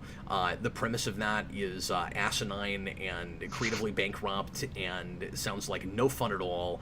And I'm a little sad to say that I'm not going to watch John Delancey coming back as Q and all of that, but it's not, I don't care what they say, it's not in continuity, it doesn't count, it's not that world, it's not Star Trek. I can't do it anymore. Like, I just can't. Let's look at a little happier note here. This is from Etley Inn. Just got here. Oh, sorry, real quick. Can I make a point that somebody else just left a comment about the Netflix shows again, and there was let me just tack this in. A thing I meant to say toward the beginning, which is, it's gonna be weird having these things on Disney Plus now, because we've referred to them as the Netflix shows for 6 years. Yeah, what do we call them? I don't know. We just called them the Defenders shows. I mean, go look up any of this stuff for just YouTube videos, where, like, the themes or the intros or whatever. It's Netflix Daredevil. It's That's Netflix what all Jessica the videos Jones. about this news are. It's Netflix shows coming to Disney Plus. Yeah, That's what they're not going to be the Netflix shows anymore. Marvel, Netflix, and S.H.I.E.L.D. And I think it's also important to note how early in Netflix's life these things started, because Netflix had, the stuff that was really putting them on the map as far as original content, when they were getting away from just being like a library of storage of other companies' stuff, and they decided we're going to be a network now, and they were the first to do it, of course, in the massive way they did it. House of Cards ends up being an enormous success in 2011, 2012, and then you've got Orange is the New Black. It's huge. This massive success. Streaming television shows, what? They shook everything up. With big mainstream actors, sometimes movie actors that had never even really done television, and then came the Netflix shows. Like, that was kind of the third installment of this was Daredevil. There were a couple other things, little things here and there, but as far as like the really popular things that were putting them on the map, and now they're not even going to be there anymore, and they're not going to have access to them. I mean, when that was all starting, you could have never imagined a world where the Netflix Marvel shows weren't on Netflix, because they were made in conjunction with Marvel and Netflix together in the first place. Like, Netflix didn't just host those shows. Netflix made those shows. I'm very surprised that was even ever in the contract that they could lose them. Yeah. Ever. It's very. I never thought that would be the case. And that's why I was kind of worried that if they ever decided to just drop them because they were so unhappy with the way things turned out with Marvel, like I could have seen them doing that just to kind of, in some small way screw the MCU, where it's like, yeah, we're done with those people and that continuity and all of that, and they're gonna have these fans that love this stuff that is maybe more or less in their universe, and they're not gonna have access to it anymore. Tee-hee-hee. Like I could have seen them doing that, and Disney actually got it back. Yeah, this is maybe a lesson to companies to give your series like names, because we also refer to the Disney Plus shows as the Marvel Disney Plus shows. That's true. So now we're going to say the Disney Plus shows and have all of everything except for these 6 shows. I can see why you wouldn't give it an umbrella though, because they already are within an umbrella. I mean, it's already part of the MCU, at least allegedly. Well, yeah, I wouldn't. Yeah, I wouldn't expect them to do it with Disney Plus, because that was the whole thing. It's like, these are part of the MCU. You need to see these. Sign up for the service. But even with Netflix, like they were kind of treating it that way, even though we only had occasional reference. Like those all start with the Battle for New York, the Battle for New York, and then you don't hear occasionally the guy with the hammer, but that thing that happened in Harlem. Yeah, but. It's still, even with that, would have been kind of weird if they had some kind of a umbrella title. Although, I'm saying that. Comics do that all the time. They could have done that, because comics have, like, Marvel Knights and that sort of thing, like, 2099, like, they could have done that, actually. I'm going to completely retract what I just said. They should have done that, actually. Yeah, I think so. They should have had something that says, this is the darker, edgier, seedier side of the MCU. Maybe they'll do that. This is Midnight Suns. This is whatever it is. They absolutely have done that when they put stuff on Disney Plus and they give it kind of like because they call the Marvel Legacy movies. Whenever they dropped all the Fantastic Four and X-Men movies, they said Marvel Legacy, and they just added a title. They could absolutely call this Marvel Knights or something. But then the question is, would it catch on? Because that hasn't caught on really, I don't think, for any of that stuff. But that's also retroactive. That's all stuff that. I mean, like, they're just giving it a name. Basically, they're naming playlists at that point. Mm-hmm. Mm-hmm. But with this, if they got it up front, if they advertised with it. And they've already put out, like, a little teaser. I've turned around on this. They should be doing that. Hey, we got them. All right. How did we get there from? Oh, that was from a regular chat question. This is back. Plus, your problem is branding? Yeah, precisely. That's exactly right. $5 just got here. Hi. What Charlie Cox show are you most excited to see? Charlie Cox has shows that aren't Daredevil? I'm really caught off by this question. Yeah, I don't know what that means.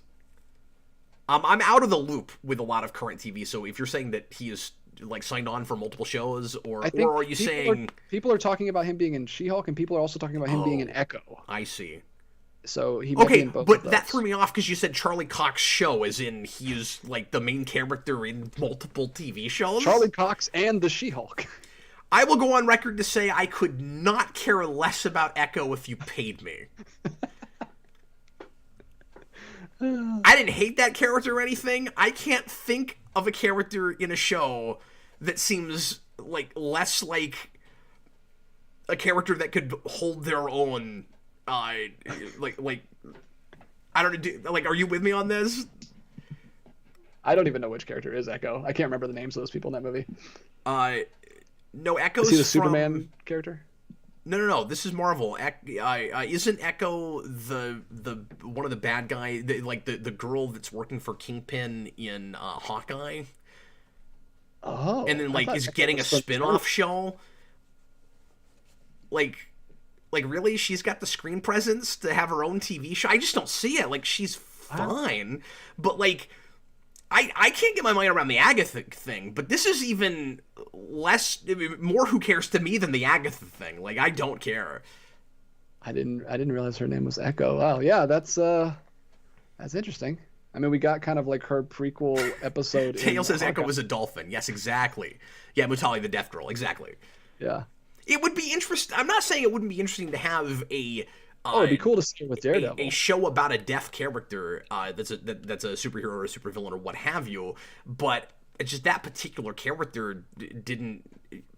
If you're gonna spin off a character, it needs to be somebody that I find myself through the whole run of a show going like, man, I found this person so interesting and this performance so engaging. I could really see them having their own TV show. I didn't have that with that, and the Agatha thing is partly weird just because that was a villain, and I don't even know what story you're telling with that character. But like she's got more presence. But even that, like I see her as somebody with like her own sitcom maybe, but not like a Marvel action show. I don't know. Like I'm just not seeing it. But I mean, maybe they'll surprise me or win me over on that. But it just sort of seems like greenlighting everything we can think of to have content. That's what that stuff screams to me. Yeah, Matt Fraction did a cool thing where Hawkeye lost his hearing, and then he, I don't know. I could see that working with Daredevil well, where he's blind, she's deaf, and if they kind of team up, I don't know. And people are talking about him being in her show, so I imagine that's 100% going to happen because, of course, that's how you sell an Echo show is put Daredevil in it. Sure, but then why not just make it a team up thing and call it Daredevil and Echo, or have her be a major character in his show or something? Yeah. I don't know. I'm just wondering if that title is actually going to be enticing to people, or if a lot of people are going to feel like I do about it.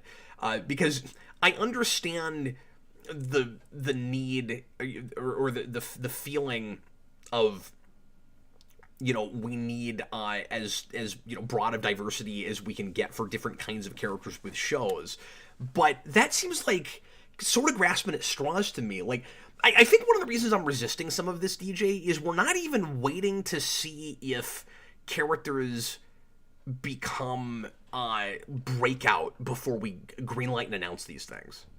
I think that's what's driving me crazy about it. Is what we used to do with spin-offs is you'd get an unlikely character, like Andy Griffith's show to Gomer Pyle. This would be like if the Gomer Pyle show was greenlit as he was added to the cast of Andy Griffith before like this unlikely thing happened where suddenly everybody's favorite character was Gomer Pyle, and they went, okay, no brainer, we're going to give him his own TV show. He's that popular. But with something like Echo or even Agatha, it's like we didn't even wait to see if they were breakout characters. I mean, I guess WandaVision was out for a while before that happened, but like, was Agatha the big thing everybody was talking about? Because all I heard when that was announced was, that seems like a weird notion. Like, why are we doing that? Yeah. I don't know. Am I off base here? Like, well, I mean, I think that's how it's traditionally been done. I would like it to not be that way. I would like them, and I'm going to preface this because I would like it to be they make the shows for the characters that they have stories to tell, not whatever's popular. I don't think just because something's popular, it should get a show. But I'm not confident that they have a story to tell with her yet. Maybe they do. I don't know. So it's kind of. But both things can be true at the same time. Yeah. I mean, I'm with you. You don't want to, and this does happen with things, obviously, where it's, especially with, like, Boba Fett, really jokey characters and stuff. Well, Boba Fett's a weird, different kind of animal. Yeah, I've heard. I mean, I'm just going off what I've heard because I haven't watched it, but I've heard that that's just kind of like, they didn't have an idea for the show, and it just kind of like goes all over the place and doesn't really come together. See, that's not what I've heard, but I haven't watched past the first episode. What I heard was it seemed like that for a minute, and then it came together more at the end. But I haven't watched it, so I don't know. But that what it really was for whatever reason they felt the need to sell that on Boba Fett when it was really just more Mandalorian, and it should have just been season 3. Like that's what I've heard with it, because I watched that first episode and was like, okay, there's no tonal shift with this whatsoever. Like, the soundtrack sounds a lot like Mandalorian, and it's paced just like that, and it's not getting nearly enough done in an episode, and it's just Boba Fett is the main character, and then apparently eventually Mandalorian shows up, and they do stuff with Baby Yoda again, and I'm like, oh, okay, so, like, not only do you have to have seen Mandalorian to watch the show, but it's not even really a Boba Fett show. Dagon Spear in the... And also, may I add, with Boba Fett, and I don't know if you've watched any of that stuff, but with Boba Fett in Mandalorian Season 2, and I never did a review of that, but with Boba Fett with Mandalorian Season 2, I looked at my wife after his first appearance in that show, and I said they need to spin him off. And then they did, but it's not really a Boba Fett show. So, like, I'm not agreeing with you with this particular example, because that was one of those cases where I was like, this is so ironic, right? That, like, Mandalorian seemed like a thing that we made because we couldn't do a Boba Fett show, but we wanted to use, like, the iconography of Boba Fett. So we create this whole new character who's not called Boba Fett, but ended up being pretty interesting. And there was actually, you know, a take and kind of a story to tell. And then we spin off Boba Fett from the Boba Fett lookalike character that's not Boba Fett and is an actual Mandalorian. And then, again, ironically, a lot of people didn't care for it. That really love Mandalorian. I think all of that is hilarious. But yeah, I thought that he had such great presence in that, I wanted him to get his own show. And I think, and that's what I've heard. That's what I heard happened, is like they had that cliffhanger at the end of season 2, and they're like, yeah, we just did that because we thought it'd be really cool, and maybe we'll get to that eventually. And then Disney's like, oh no, do that now. make Boba Fett right now, even if you don't like. And they had to rush it out. I don't know if any of that's true, but I've heard that's what it feels. If that's the case, then they had already made that decision when that show came out, because it announces Book of Boba Fett after that scene. Yeah. But anyway, moving right along. Dagon Spear made a hilarious comment in the chat. Said, maybe Agatha had a bad childhood or something. I don't know. Let's cash in. Exactly. All right, that was from Ellie In. Thank you so much. Victor Herman has a $5 super chat. Just want to belatedly thank you, Cap and Austin, for your brilliant Irishman review. It was an absolute joy hearing your thoughtful analysis on it. Oh, thanks. Well, Austin's not here right now, but I'll make sure and pass the word along. We'll let him know. I adored that movie, and it was a lot of fun to talk about that with Austin. And I've been really enjoying the format, or the lack thereof, with the request. We tend to go an hour every show now, and we just really take our time and noodle it and hit all the aspects we really want to. Because the idea with requests was always just kind of a sign flip how we felt about, and we don't always get into obviously every single little nook and cranny and aspect, and they're not rewinds or anything. But we've come to really take our time and basically just make a podcast about these things, and I'm enjoying them a lot more than when I was just going solo. That's awesome. I thoroughly enjoyed the episode I was on. It was great. It was a lot of fun. Thanks for doing that. Of course. Come back again. Down to talk Psycho. Let's talk Psycho 2, the book. Lewis Cox. I'd like to see that movie. I'm interested. I'm curious about it. It's okay. I know you said it's not great, but I'm curious about it. Lewis Cox pops in with the $2 super chat to say, well, I just subbed to DJ's YouTube channel. Thank you so much, Lewis Cox. I really appreciate it. He now subbed to your YouTube channel like probably 40 minutes ago, but yeah, it was a while ago, but thank you, and we will read every super chat that comes. Yeah, thanks, Lewis. I hope you enjoyed that 5-minute interlude where we just flipped over to DJ's channel for a while. Yeah, we're just channel flipping. T-Edge won $5. Netflix in a Harry Osborn voice. Oh gosh, don't you give me voices now, Tom? I had to read the head first. In a Harry Osborn voice? Does he even have a distinct voice? It's kind of like melancholy. I don't know. I'm just gonna read it and then we can decide what he meant. They've taken everything from me. All I have left is Cobra Kai. That's true. Cobra Kai is good. And interest in that seems to be waning some as well. Ooh. Yes. Season 4 was fine, but I mean, they are understandably kind of out of things to say with that show. And out of things to reference. Like, man, it's become a drinking game when you get to, like, wax on, wax off, or like sand the floor. Like, oh no. Just the number of montages with new teenagers that go to Miyagi-Do and have to learn all that. Like, wow. It's got really funny. Is it still them fighting each other and then them teaming up and then them fighting each other and then teaming up? Are they finally decided what they are? More or less at this point, but there's some of that inside the season. They break up at least once, if not twice, in the season. It's like a sitcom. It's like a sitcom relationship, except it's teams. It is, yeah. Well, the sitcom is the new soap opera, and apparently Netflix shows are the new soap opera. Or that one Netflix show that they still have. Streaming shows in general. No, doing a Harry Osborn is difficult because it's like, what period, you know? If you're doing a Harry Osborn before he gets angry that his father was killed by Spider-Man, we're talking about the Raimi movies, obviously, then that's kind of hard to do because that's just, you know, that actor. But then you can do, like, the angry Spider-Man 2 voice.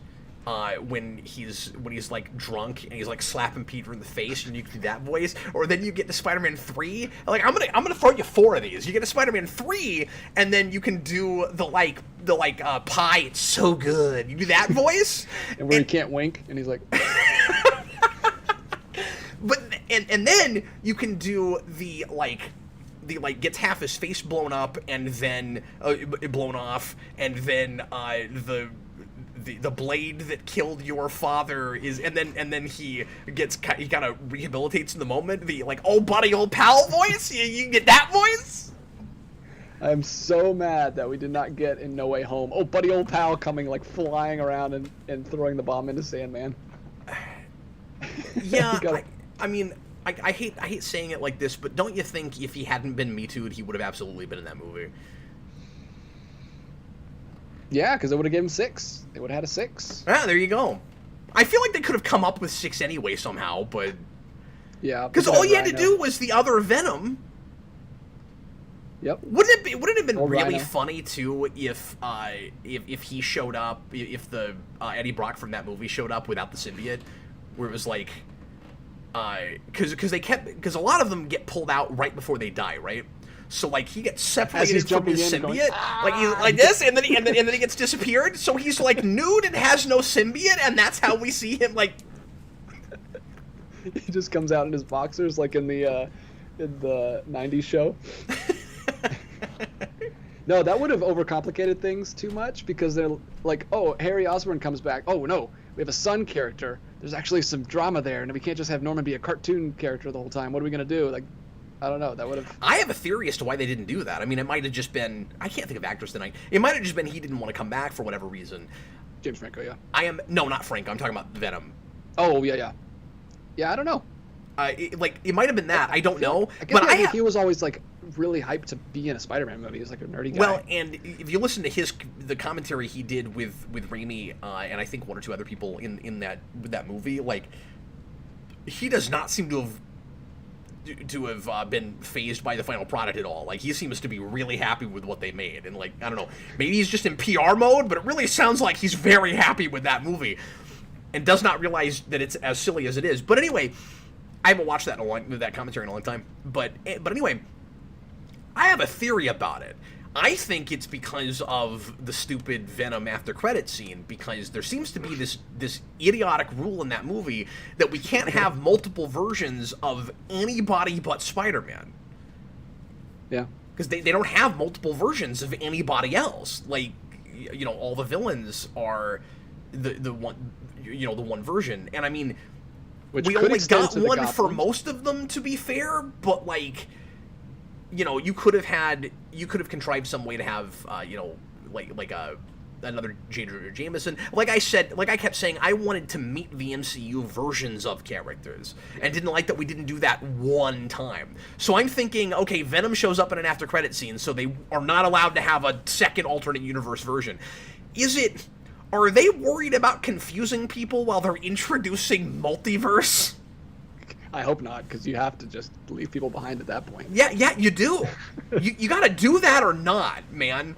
But I'm just imagining, like, instead of what it should have been was that version of Eddie Brock shows up, and for some reason he gets into this big tiff with Aunt May. Like, for some reason he just ends up hating Aunt May, right? And he goes to a church and he like prays for God to kill Aunt May, and then Green Goblin shows up and kills Aunt May. It's like, yeah, no, what it should have been is Eddie comes into the Aunt May's apartment, and he's like, you hate the spider. You hate the spider. You hate the spider. You hate the spider, and you hate the spider. And I hate the spider. So we're all gonna team up. But that's all. That's all because we can't have more than one. I mean, we could have had 4 goblins. We could have had 4 goblins. That's true.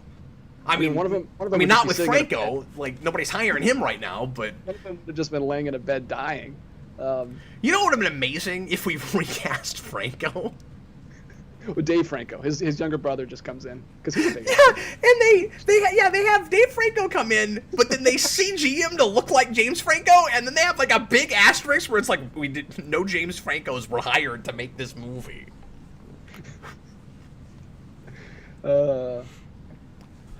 Lewis Cox, that's because Sony are stupid heads. Yeah, but be moved anyway. Moving right along. All right. Be moving right along. Stupid heads. Game Station 3, $5. Do you think the Watchmen movie? I like how mature these shows get. I know. Only the. Oh man, only the maturest of insults here. Who said that? Oh, he did say that. Like, we make sure that if we're going to insult somebody, we do it in a really clever and thoughtful way. Very classy. Stupid heads. Oh yeah, there's one in Spider-Verse too. There you go. We could have 5 goblins. Daniel Davis, James Franco doesn't exist. Dave has always played him. Wow. Is Sony retconning actors now? That's a scary thought. Jeez, what if that was true of the Hemsworths? There is no Chris Hemsworth. It was actually his brother playing him all along. Although I don't know if his brother's any better of an actor, but I mean, he can't be worse. I've seen Chris Hemsworth give okay performances and things. He gave a really believable performance as the douchey frat boy in Cabin in the Woods. Cabin in the Woods, that's true. Yeah, one of the first things I ever saw him in. I guess he was fine for the 6 seconds he was Kirk's dad before he blew up. He yelled at that screen really well. That was the last time he was on film before he had to gain 95 pounds in muscle. It's true. He's only been a tank since then. Now he's bulking up even more for Hogan. For Hogan? Hulk Hogan.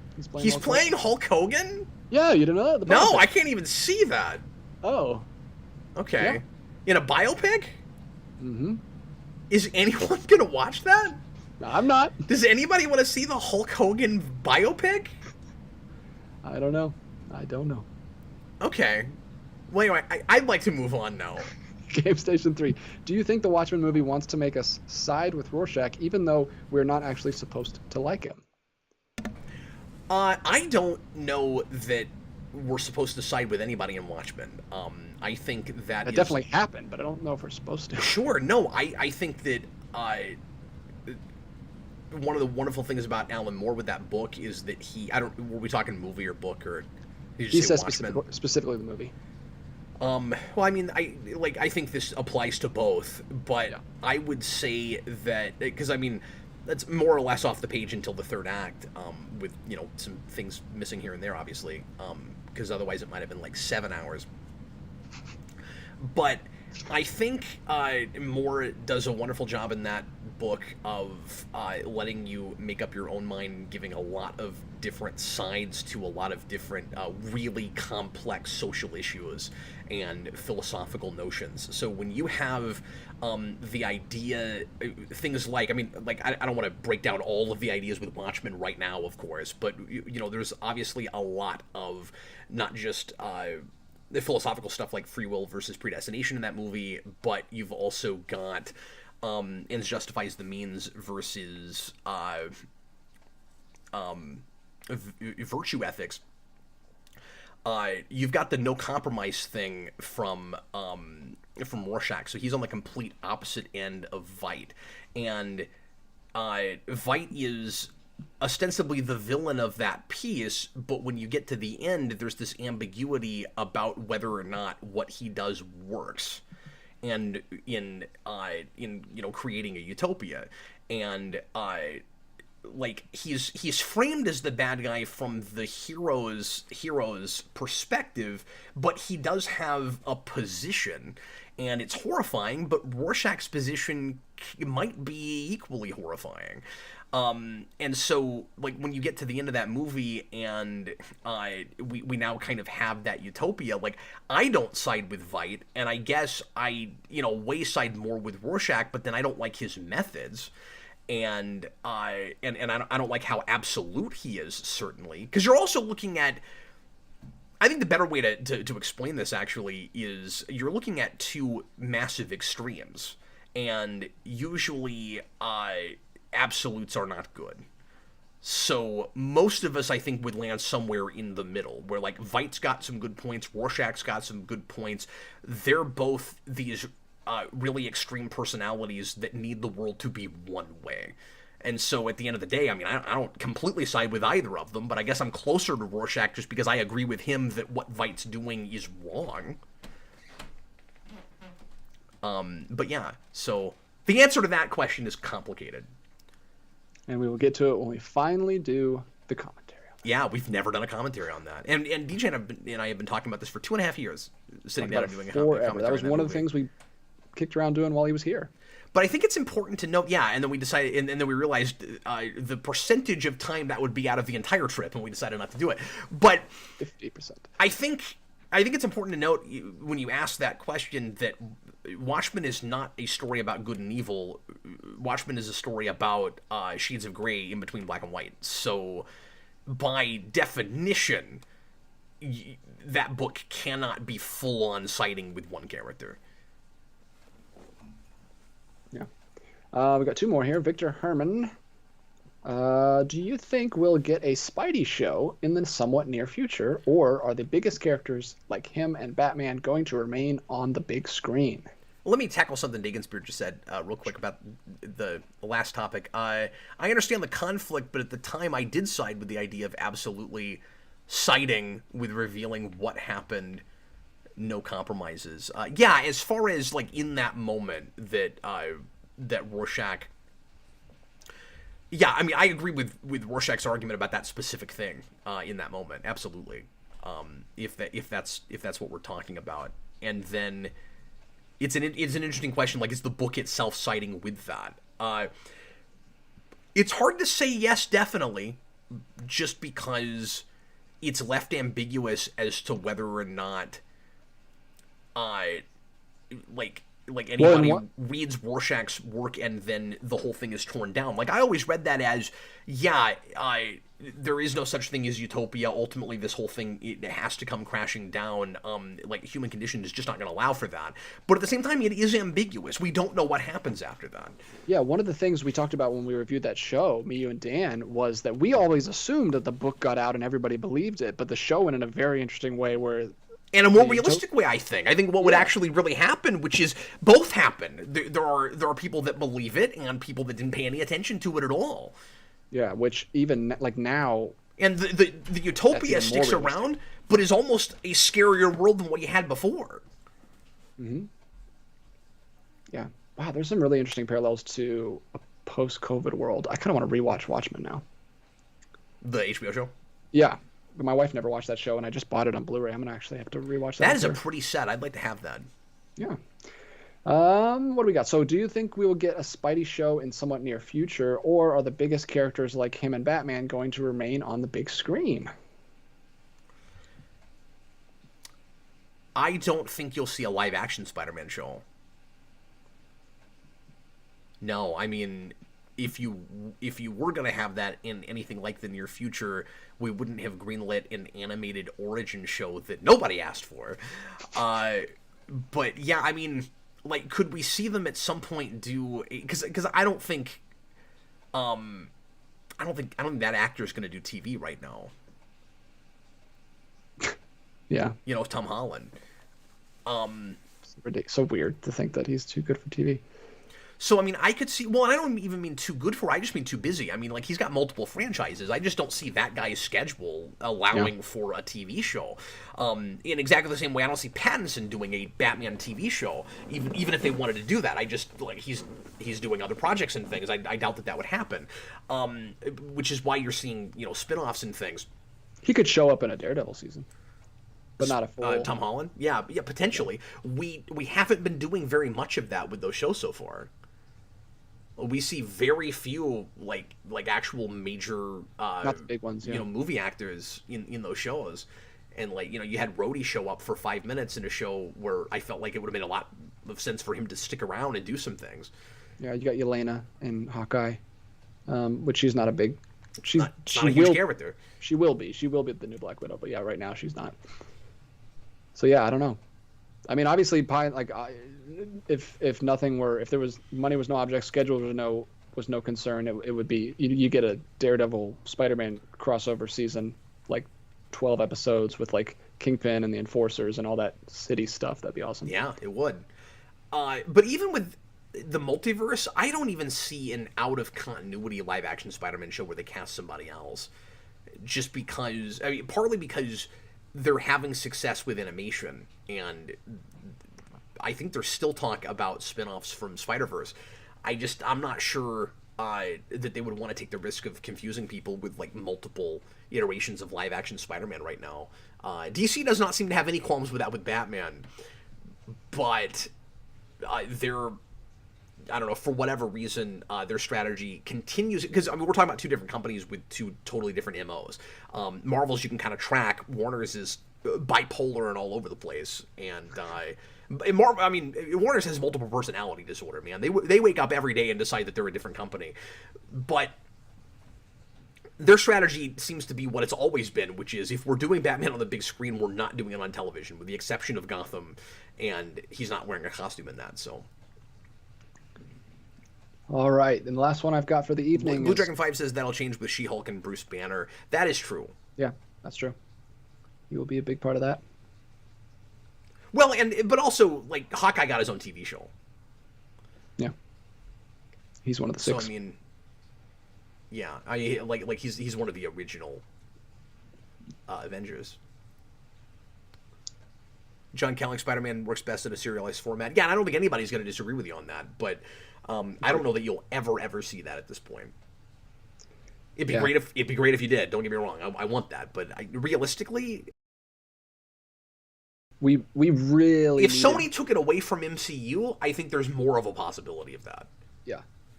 What if we couldn't do TV? What we really needed was 4 homecoming movies for each year of high school. Of course.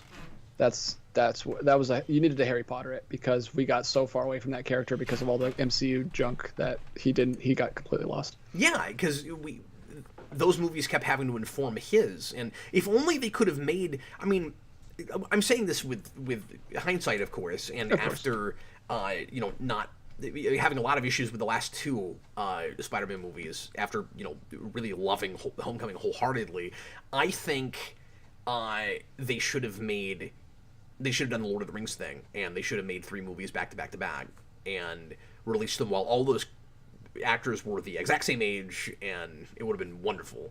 And just tell one real serialized narrative across 3 movies. Yeah. I think what I'm saying is, if you'd done that, I think it would have been possible to give it that, and I think it's the only way, by the way, that you could have that serialized feeling of month-to-month comics over just 3 films. I think you could have had that. Oh, yeah. For some reason, Blue Dragon 5 wants us to comment on his casting for me in the Geekvolution biopic, which is shades from Luke Cage, which is a 47-year-old man, sir.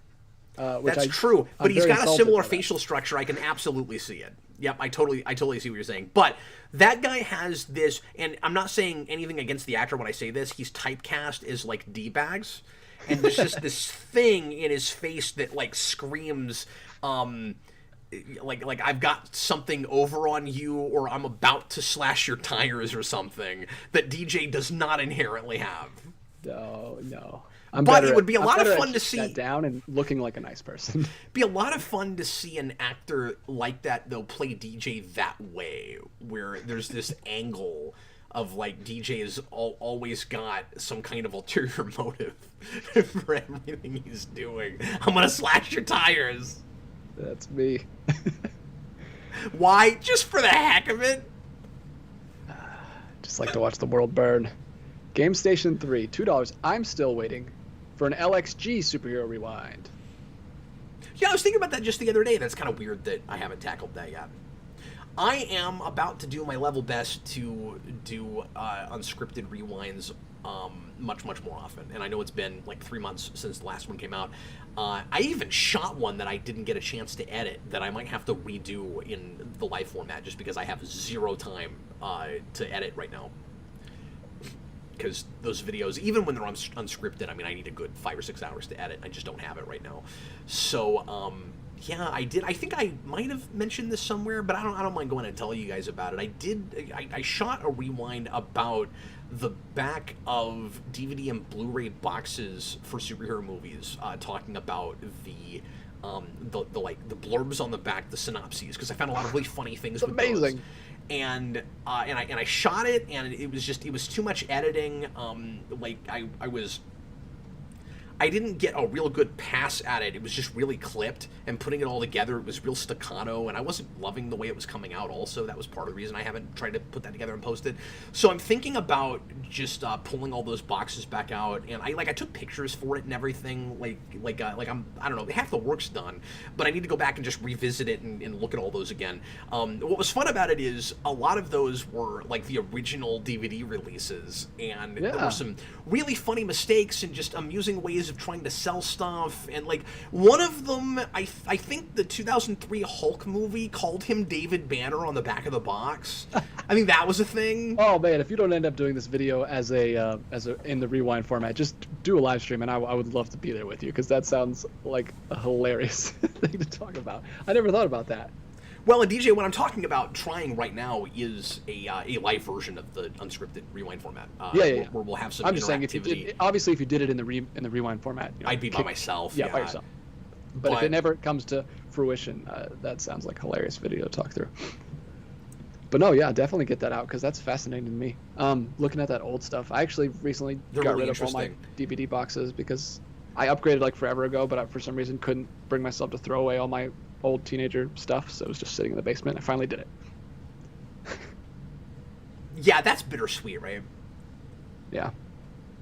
I had so many like Raimi Spider-Man stuff. Like I had these big, huge Raimi box sets with all the like. I think I kept those because those are kind of nice. But one thing I found myself talking about a lot with that, and I'll talk about this again, of course, is the question. I kept coming back to the question of, with popular things that everybody knows about, what is the point of a synopsis on the back of the box? Like, you'll notice that a lot of Blu-rays now just don't even have them. They don't need them. What is the point? Like who is going to be rummaging through a box of DVDs at a Walmart or something and pick up, like, Batman Begins and go, gee, I wonder what this is about, and, like, need to actually read about it? That's interesting. Now you got me so curious. Yeah, they don't do them a lot anymore. And the boxes look a lot nicer without them. Oh, yeah, absolutely. I mean, I wish we still didn't have all that garbage at the bottom, but...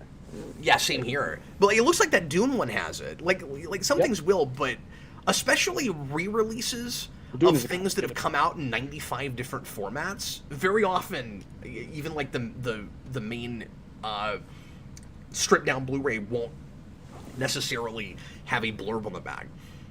Yeah, Shang-Chi doesn't.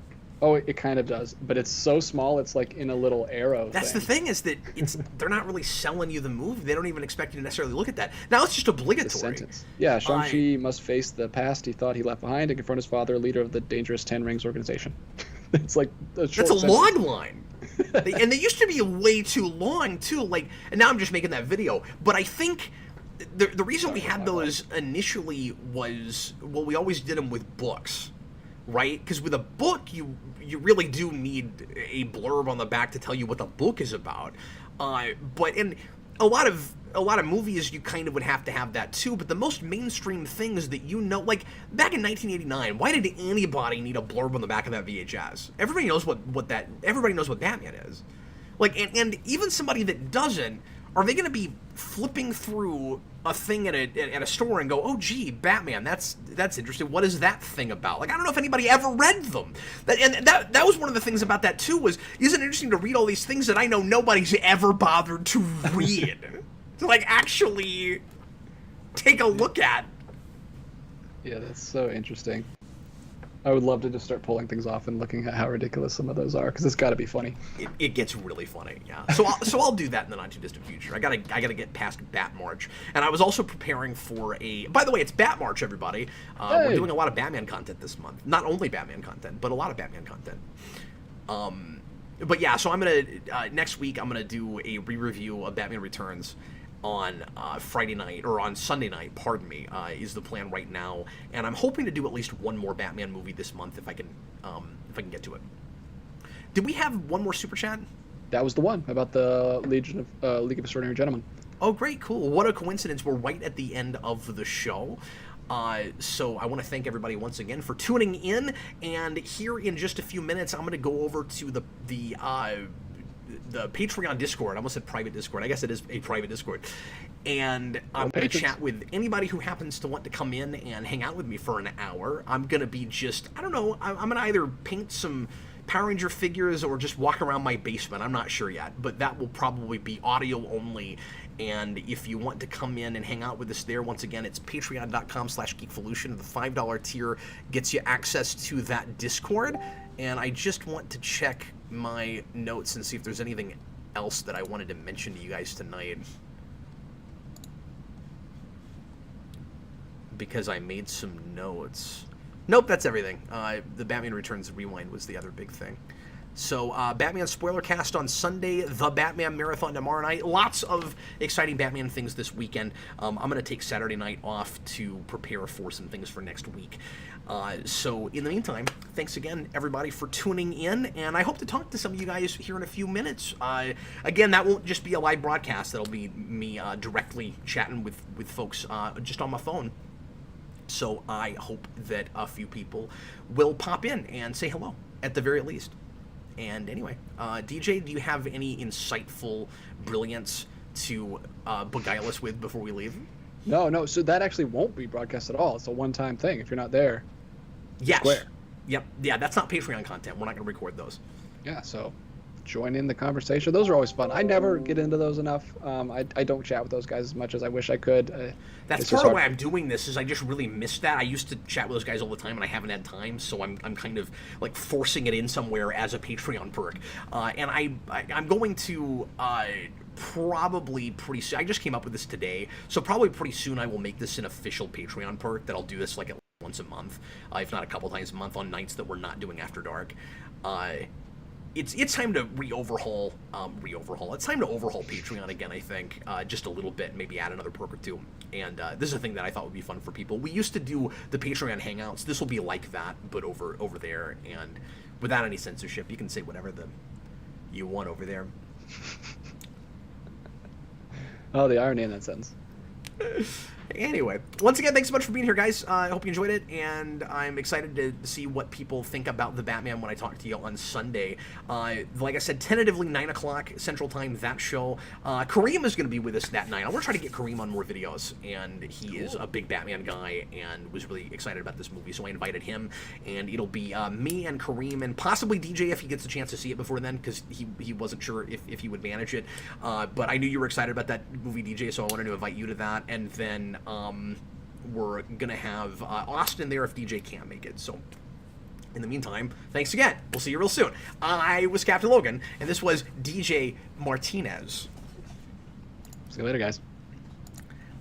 Bye, everybody.